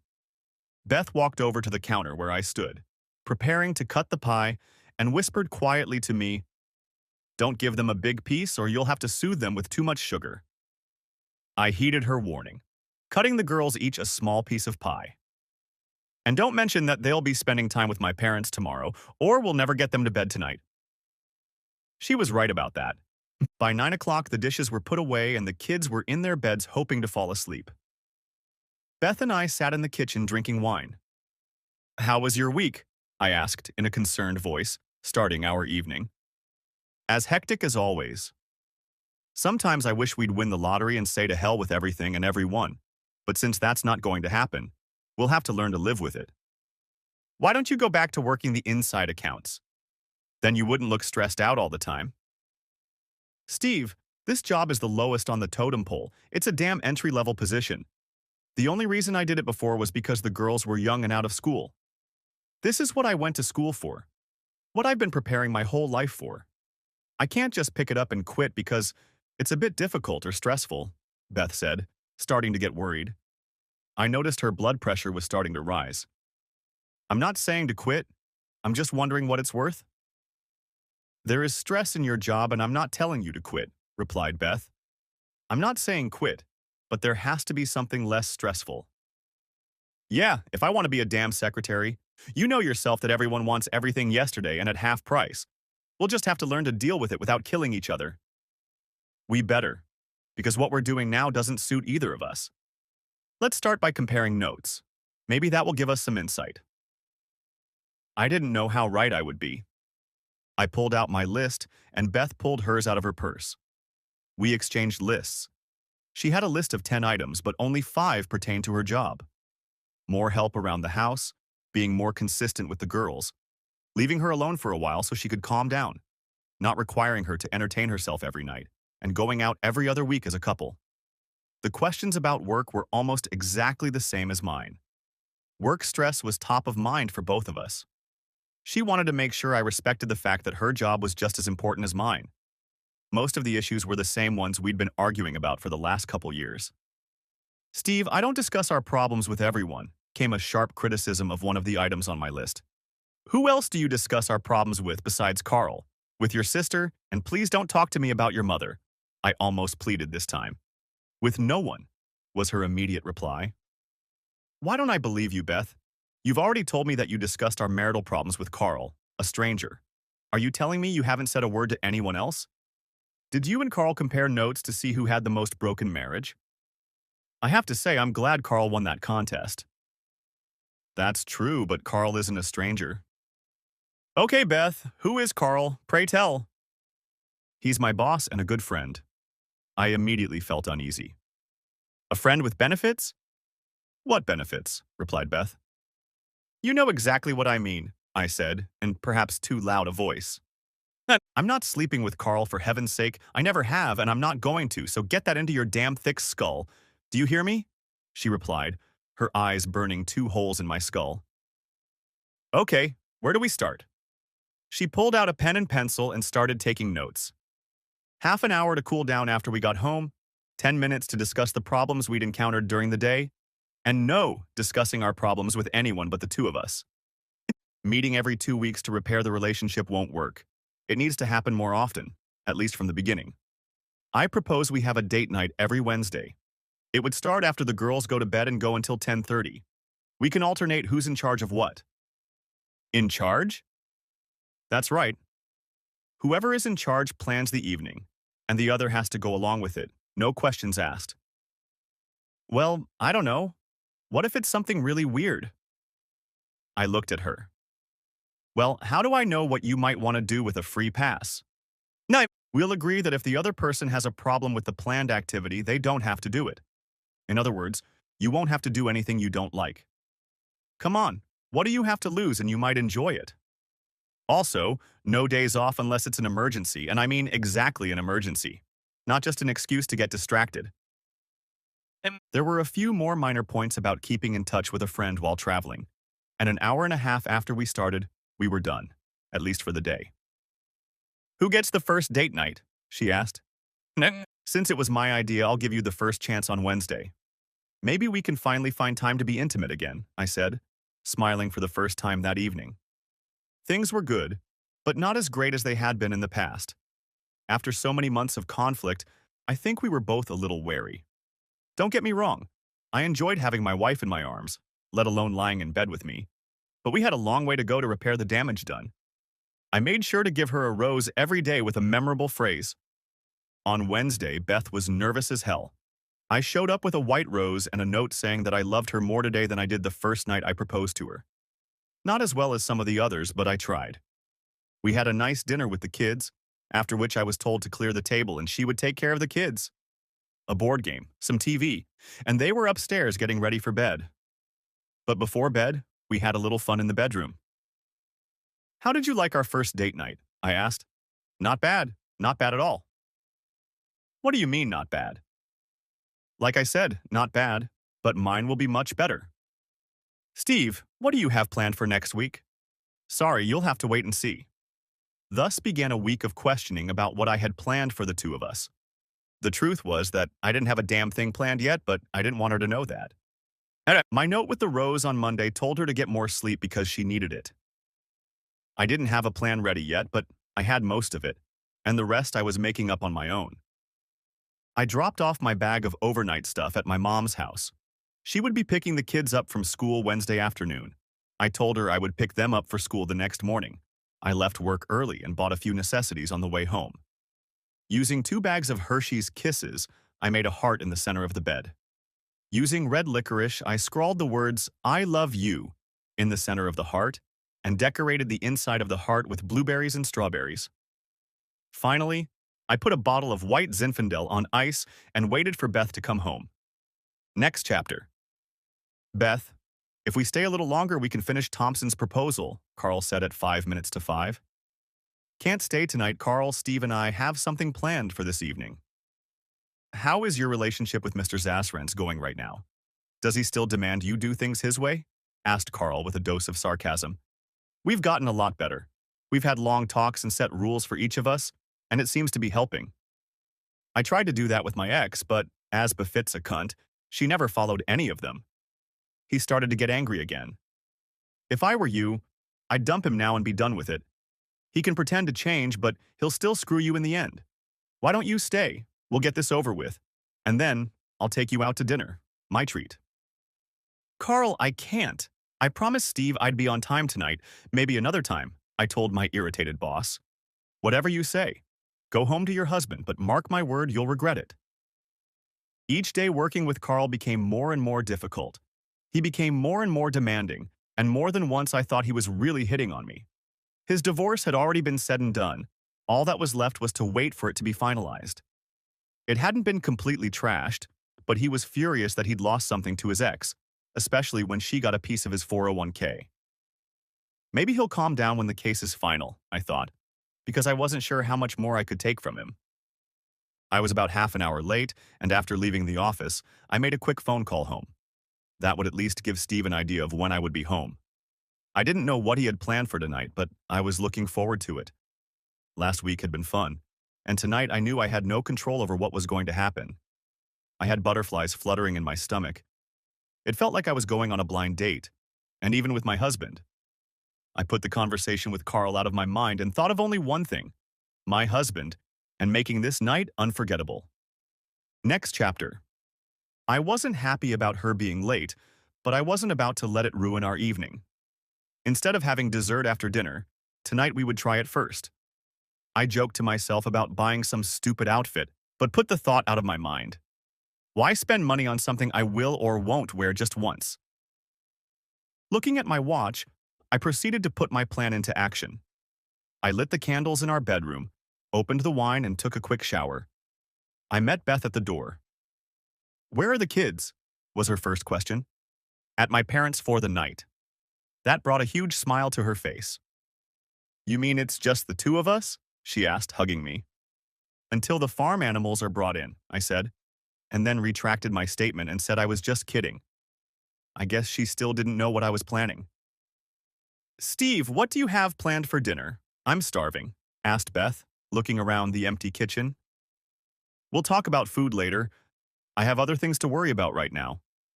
I reached into my pocket and pulled out a blindfold. When I opened the bedroom door, I realized two things. One, I had lit too many candles, just under 30, because it was so damn hot in our room. Second, I shouldn't use scented candles. The room reeked of lilacs. However, another flick of the ceiling fan solved both problems.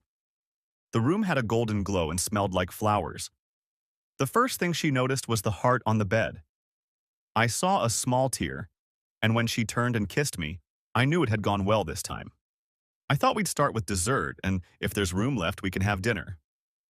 I reached down to grab a few pieces of chocolate. "Just don't mess it up. I want to take a picture because no one will ever believe it." With the picture taken, we cleaned everything off the bed and had a glass of wine each. "Here's to us," was all that was said. Date night was a huge success. For the next couple weeks, we tried to outdo each other. And then something happened. Beth had to go out of town on Tuesday and Wednesday. She came home on Thursday, and as soon as she walked in the door, I immediately knew something was wrong. I got the usual kiss, but it was tepid, not what I expected. "Do you want to have a date night tonight?" I asked. "Steve, not tonight. I'm tired, and it's been a long week." The next week, it was her turn, and this time, nothing was scheduled, and she excused herself, saying she thought she had something going on. When I made an innocent comment about work and Carla, she nearly blew my head off. "Relax, baby, I was just kidding," I told her.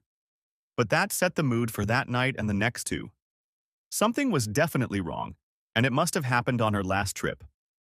I ignored it for another 2 weeks, and when date night wasn't even mentioned, I took offense. When the kids were already in bed and Beth was bouncing on the walls, I grabbed a Corona, a glass of wine, my wife, and took it all out on the porch. "Either you tell me what happened on your last trip, or I'm calling Carl right now and asking for him." From the tone of my voice, Beth realized I was serious. "Steve, nothing happened. I'm just a little stressed, that's all." As I picked up her planner and started dialing, she snatched the phone from me. "Steve, please don't. I can take care of this myself."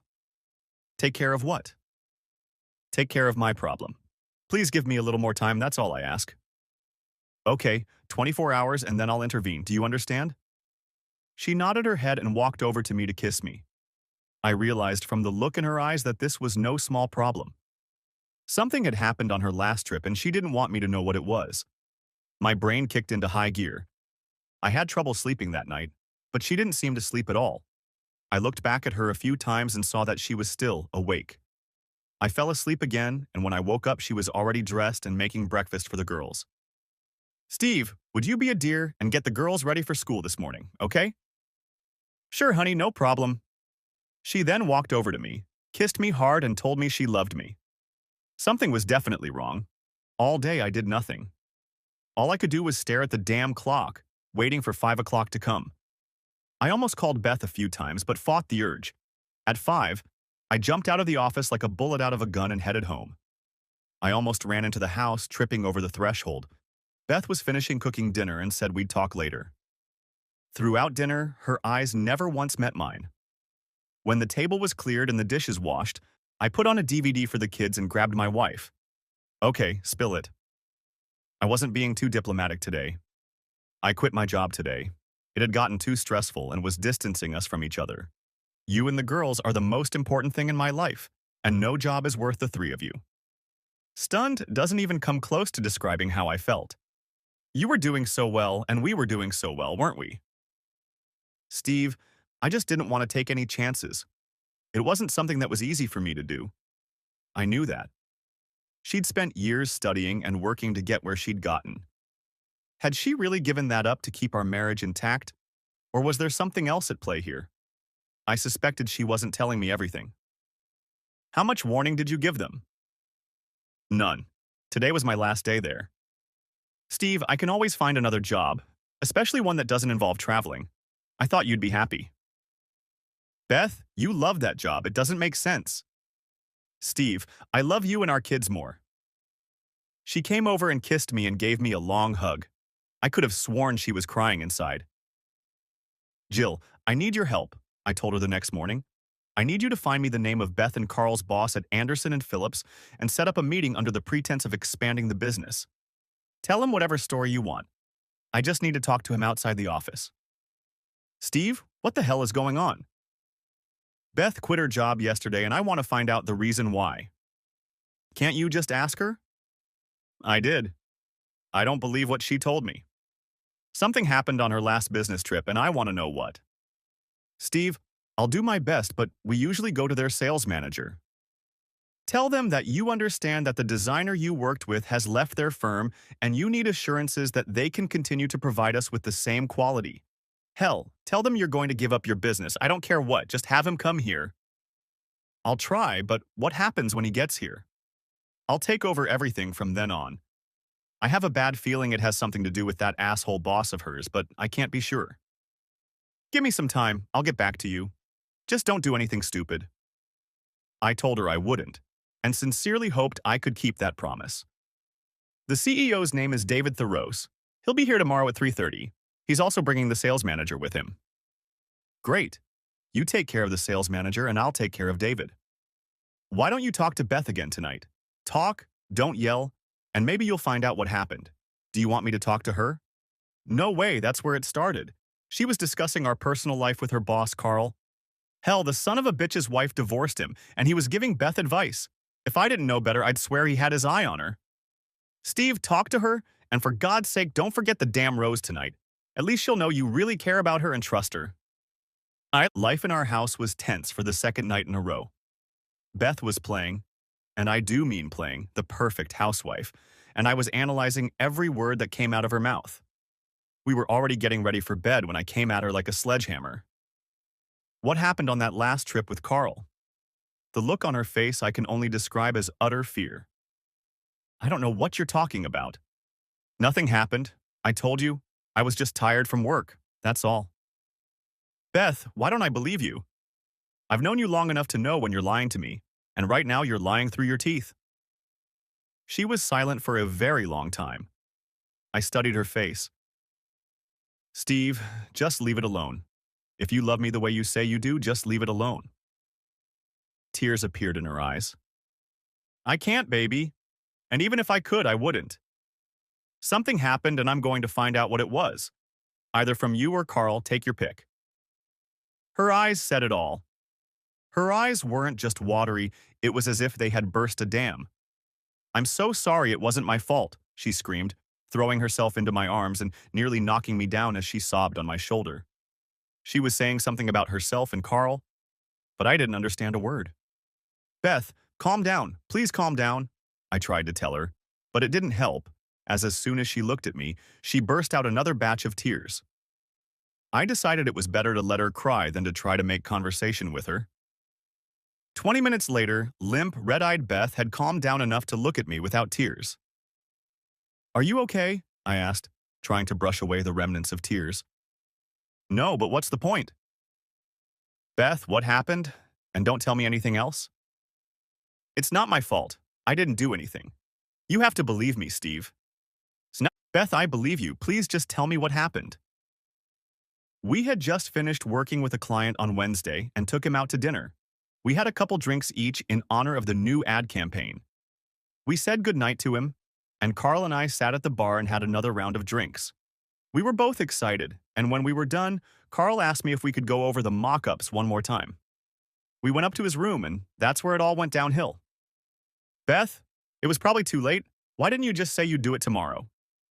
Steve, he's my boss, and it was my idea. This isn't the first time we've met late at night.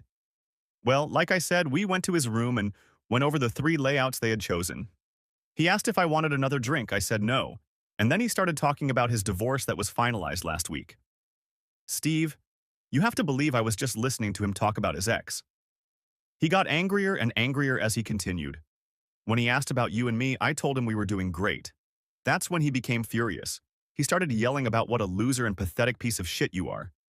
Steve, I was in shock and just sat there with my mouth open listening to him rant and rave about you. Why didn't you just get up and leave? He's an angry man, and the alcohol probably only fueled his rage. Steve, I tried. I got up and said I had to leave because I had to get everything together. That's when things got out of hand. He said I needed a real man, not a wimp, and started coming on to me. He grabbed me, ripped my blouse, and started lifting my skirt. Her tears flowed. My face was getting redder with every word she said.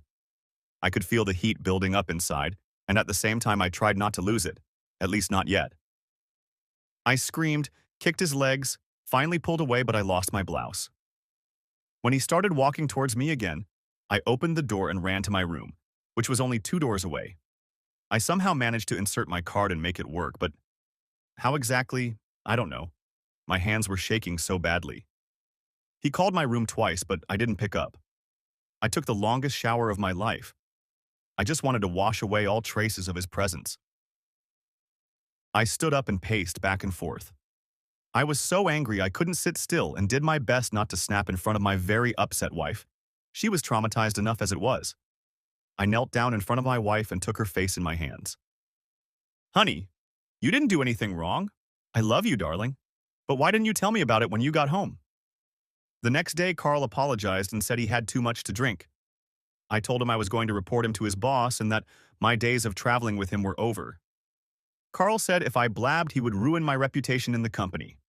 He said it was my word against his word and that he would tell everyone that I came to see him because I was having marital problems. He told me he would start a rumor that this was not the first time this had happened. Steve, I was scared. We had just started dating and I figured if I didn't say anything, it would go away on its own. I was wrong. 2 days ago, Carl said I was smart not to say anything. He told me that we were going on a trip next week and I was going whether I liked it or not. I guess I just lost my head then. I needed to get away from him and that damn company. Honey, you could have gone to HR and told them they're legally obligated to investigate. Tell them what? That Carl tried to rape me? Everyone in the office knew how tight-knit he and I were. Hell, he took me to lunch once a week. He worked there for almost 20 years. Do you really think they'd believe me over him? That's why I quit. I just couldn't go there anymore. She lowered her head and started crying again. I'm not a violent person, but right now, if I had a gun, I would have gotten in my car and put Carl out of his misery. I knew violence was not the answer. 3 other people depended on me. However, I was going to avenge Beth, one way or another. I took Beth in my arms and just held her until my girls came over to see what we were doing. Girls, would you mind going upstairs and putting on pajamas for me? I'll be upstairs soon to put you to bed. What's wrong with Mommy? Asked Linda, looking at the 2 of us. Mommy's not feeling very well right now, but she'll be better soon. They both ran up the stairs laughing, expecting me to run after them like I did every night. Are you okay? No, but having you here makes it easier. Go upstairs and leave everything to me. Steve, don't do anything, please. I'll never forgive myself if you do something and we get taken away. Beth, look at me. I won't do anything to jeopardize our life together. You have my word. I kissed her gently on the lips and then her forehead. I have 2 little ones to put to bed. Meet me in our bedroom. A short story, a kiss for each, a little tickle, and the lights went out for my girls. Beth was already in bed and looking exhausted. How she was holding up after that night, I don't know, but at least the first of it was behind her. I cuddled her until she finally fell asleep, and I spent the next 6 hours playing it over and over in my mind, figuring out what I should do. By the time she woke up, I'd already gotten the kids off to school and was about to wind down. Then 2 phone calls and a missed lunch is how the first part of my day went. I briefly told Jill what Beth had said and informed her that I needed the rest of the week off. However, if she heard screaming this afternoon, not to worry, I wasn't going to go to jail for murder unless Carl was with him. David Thoreau's wasn't a large man, probably no taller than 5 feet 7 inches. Jill grabbed the sales manager and I led David into my office. We sat down. I offered him a bottle of water and then put the phone down. David, my wife, Beth Moore, worked for you until last week. I know Beth. She was a hard worker and a great designer. I was sorry to see her go. Do you know why she left? I asked, trying to find out what he knew. I think it was because of family problems. I hope there are no serious problems with anyone in your family, he said really sincerely. Well, there are, but after today, probably not anymore, I said to a puzzled David. Do you know the law firm of Stewart and Edwards? Who doesn't know? It's the largest firm in the Southeast. And guess what? They're representing Beth in a sexual harassment case against your company. That got his attention. You see, Beth's former boss, Carl, did something wrong on their last business trip, and if I didn't have 2 toddlers at home, I'd have already sent him either to the hospital or to his grave, depending on how things went. My expression turned stone cold. I just told them to put a D in as many zeros as they want. The paperwork is due tomorrow. I figured I'd give you a heads up since you were Beth and our Carl's boss. Steve, why didn't Beth go to the ICU with her accusations? I told him the story Beth had told me. I think when the lawyers dig deep enough, I expect they'll uncover at least one other incident that Carl was involved in. A case like this is like candy for a child in the eyes of the media. They'll eat it up. Steve, are you trying to blackmail Anderson and Phillips? Not at all. I'm just telling you that the wrath of God is coming, and it won't be pleasant, that's all. So this whole meeting was set up so you could talk to me? I only smiled. If you'll excuse me, I need to get back to the office. I seem to have a few things I need to take care of. Believe it or not, we shook hands, and I told him it was personal, but not with him. He said he would be in touch and asked me to do nothing for 24 to 48 hours. I told him I would think about it. Grabbing his sales manager, he was out the door in 2 minutes. I didn't hear any yelling, Jill said, as she entered my office. No need. I think he figured it out. I don't want to put you in a difficult position, but I need to take care of my wife right now. It's not. Go get the hell out of here, and if you need anything, just call. Please tell Beth we're thinking of her. I gathered my things and left. I found her still in her robe at the kitchen table, a cup of iced coffee in front of her. I walked through the door and she almost jumped into my arms. She didn't cry, she didn't say a word. We just stood there while I held her in my arms. Eventually the tears did come because I felt the moisture on my shirt. Don't worry, I'll take care of it, I told her. We stood like that in the kitchen. Go upstairs and take a hot shower and get dressed. Mom will bring the kids home soon and I'll figure out what we can eat. It was the easiest thing I'd had to do in the last 48 hours. Pizza Hut. I'd like to order a large cheese pizza. With pizza on the table and a new Disney movie from Netflix, my girls' lives got better.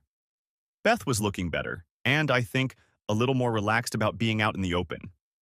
After a raucous and persistent evening, the kids settled into their cribs, but Beth still couldn't look away from the walls, a glass of wine in her hands. How could I have been so stupid? You saw it. Why couldn't I? Honey, you were too close, and I think Carl is an evil man who just snapped. Whatever the reason, don't worry. He'll pay. One way or another, they'll all pay. My blood pressure started to rise again. No one is going to ruin my family's life and get away with it, I told myself. After another glass of wine, Beth was ready to go to bed. Exhausted and emotionally drained, she climbed into bed, pulled me to her, and drifted off to sleep. Anger, frustration, and about 10 other emotions raced through my body as I cuddled my sleeping wife. I should have said or done something sooner and maybe this wouldn't have happened, I said, beginning to not only doubt myself, but also to berate myself for what had happened to my wife. I eventually fell asleep over the next 3 hours. I let Beth sleep while I fed and prepared my brood for school. I told them that Mom was still asleep and that we should be quiet. They giggled and said it was okay. They smiled at each other as they ate their breakfast. I drove them to school, gave them each a big kiss, and headed home. I don't really like pizza, and only had one slice last night, so this morning my stomach explicitly let me know it was hungry. Scrambled eggs, whole wheat toast, and a few slices of bacon lay in the dust waiting for my wife to wake up. Around 9:30, I heard her rummaging around upstairs. She finally emerged about 10 minutes later. "What are you doing home?" "I took a couple days off, nothing much.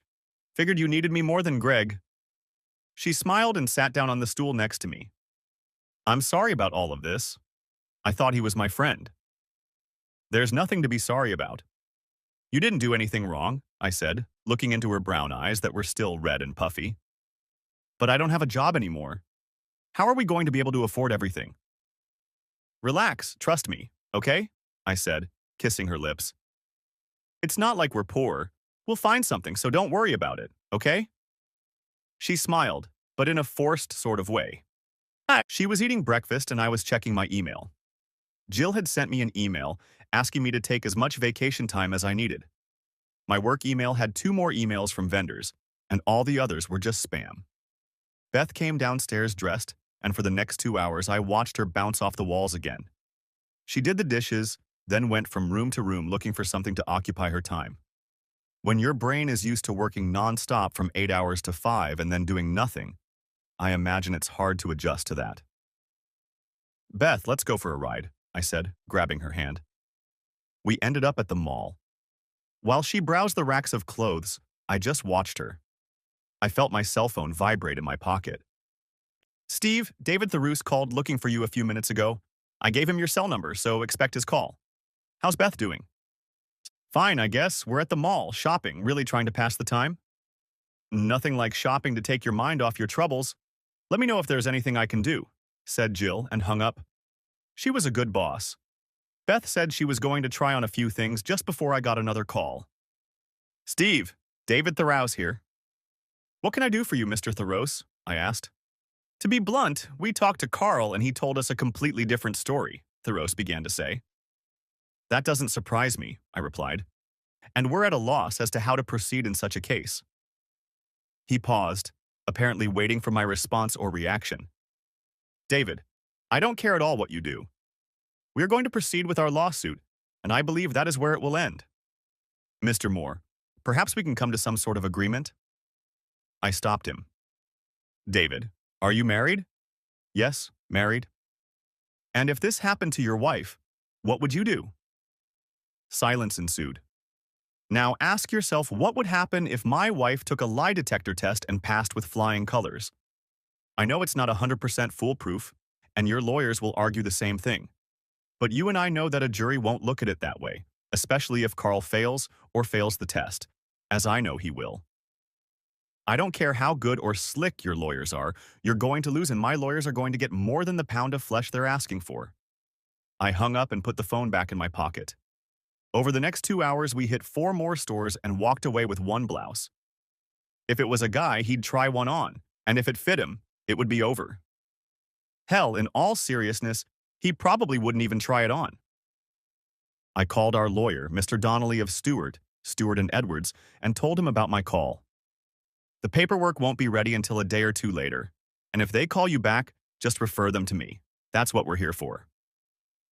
Shortly before 4 in the afternoon, Mr. Therose called again.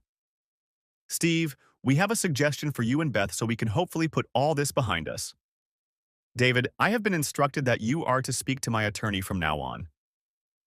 "Steve, I thought you said you were going to give me between 24 and 48 hours?" "That's right. Nothing has been filed yet. It's just that I need my attorney to review all the proposals in advance. That's what I'm paying him for." He was displeased, to say the least. "But don't you want to at least hear our offer? Does it include firing Carl?" There was a pause. "Then I guess I don't even have to listen to it." I gave him Mr. Donnelly's phone number. "Who was that?" asked Beth, walking into the kitchen. "Wrong number. How about we all go out to dinner together? It's Friday night and none of us have to get up early tomorrow." "Steve, we have to watch our money a lot more carefully now that I'm not working. No, I don't think going to Johnny Rockets for a few burgers and shakes is going to break the bank." Friday night was still a little tense, but we talked again. I assured her that I loved her with all my heart and soul and that everything would be okay. Did she believe me? Not completely, but she let me launch myself. I received an email from Mr. Donnelly, and according to my parameters, declined their offer. He said he wasn't surprised that they tried to underbid the first time. He told me not to worry. He would work it out. I wasn't worried, but I wanted my normal life and my wife back. By Sunday morning, life started to get back to normal. We both knew that I would have to go back to work on Monday and she would be alone in an empty house. Eventually, she asked what I was doing, seeing emails here and there and overhearing my conversations with one person or another. I explained to her what was going on. I just want Carl fired for what he did, that's all. Anderson and Phillips have been fair to me all these years and I have no beef with them, Beth said. It doesn't make any difference now. I had to drag them into this case to get to Carl. Do you really believe they would have said, "Sure, Steve. No problem. What else do you need?" I don't think so. So when you pull out the big guns, negotiations take on a whole new meaning, I hoped. Sunday night we made love. I waited for Beth to make the first move, not wanting to rush her after what she had been through. I didn't pound her and bring her to 10 orgasms to show her that she was still mine. We just started kissing and let it go at that. Damn it. I loved this woman, and I was hurting for what had happened to her. On Monday, Jill was there for me like a mother hen and made sure I had everything I needed. She even sent Beth a bouquet of flowers and pizza for lunch. Steve, I feel so bad for her and I don't know what to do. And then it hit me. She needed something to occupy her thoughts. Why don't you have her design another advertising layout for you? It'll give her something to do while she sits home alone and bounces off the walls. She smiled and walked out of my office. I didn't hear anything until Wednesday morning. My lawyer called and said he had received another offer that Beth and I needed to consider. Is this what we've been looking for? Not exactly, but very close. I sent it by messenger to your house. Let me know what you want to do after you look it over. I called Beth to let her know I was coming and told her I'd be home shortly after 3 o'clock. They were offering a lot of money to hush up the incident. Hell, they even asked if she was going back to work. However, they missed one important point. There was nothing in the contract that said anything about Carl getting fired. I called my lawyer back. Tell them we're going to sue and double the amount we're asking for. Maybe that will get their attention. I was tired of being lied to.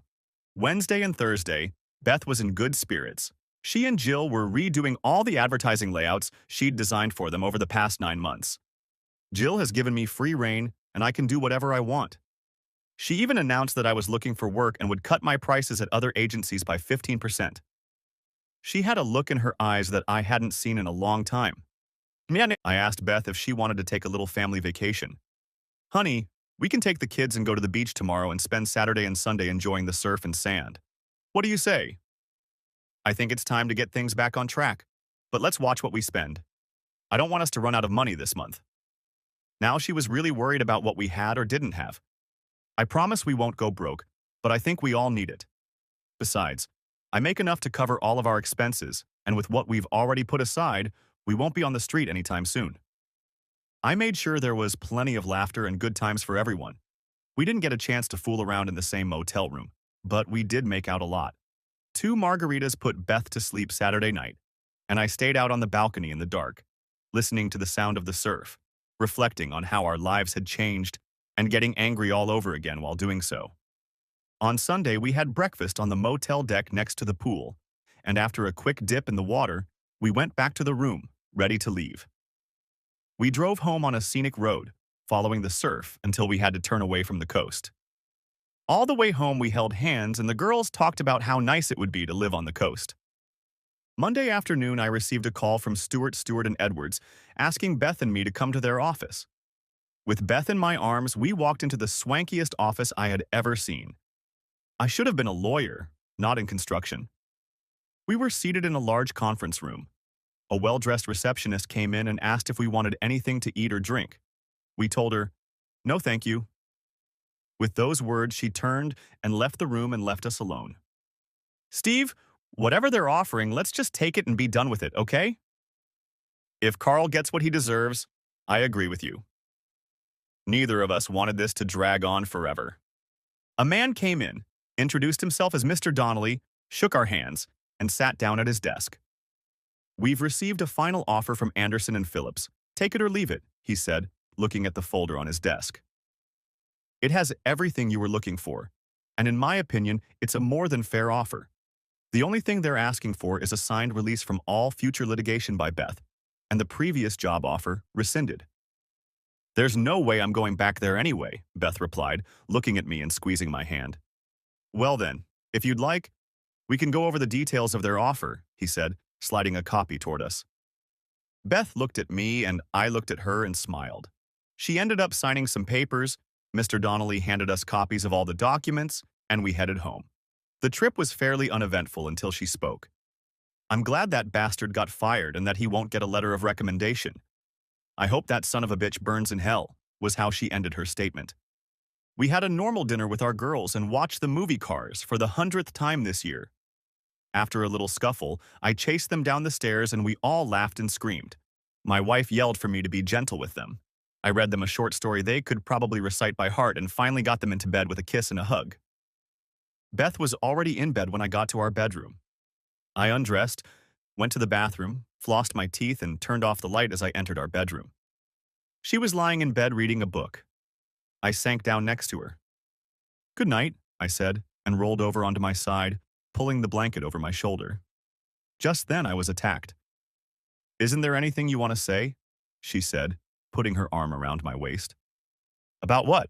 said I, smiling. She slapped my arm. "You know what about. You mean the fact that we're kinda rich now? Is that what you're talking about?" "Asshole. I thought I was going to lose it at that damn law firm. $850,000, can you imagine? Like I said, we're almost rich. It's not enough to make me quit my job, but life will be a lot easier from now on. I can start my own design business, and even if I make half of what I've been making, we'll be on easy street." "Stop talking about money," I said, grabbing her. "I know how we can celebrate if you know what I mean." We made love that night and the next 3 nights after that. From that point on, life got a lot easier. Beth opened 4 accounts that first year and 7 the following year. Now 2 women worked for her full-time in our newly renovated garage. The houses are still being built, and Greg pushes me every month to learn more about the business. And Carl? Well, he was fired when it turned out this wasn't the first time he'd been accused of harassment, and the other 2 times it was hushed up. I think that's why they decided to settle out of court. We were at a friend's birthday party when we found out. A drunk Carl drove drunk on the highway in front of a tractor trailer going about 60 miles an hour. After the fire subsided, they found enough fragments to identify the body. It couldn't have happened to a nicer guy. As the t-shirt says, life is good. Now, as I lay in bed next to my fiancé, I think back to that first night and smile. Our journey may not have been the smoothest or easiest, but it ended up being the best I could have hoped for. The end. Thanks for watching.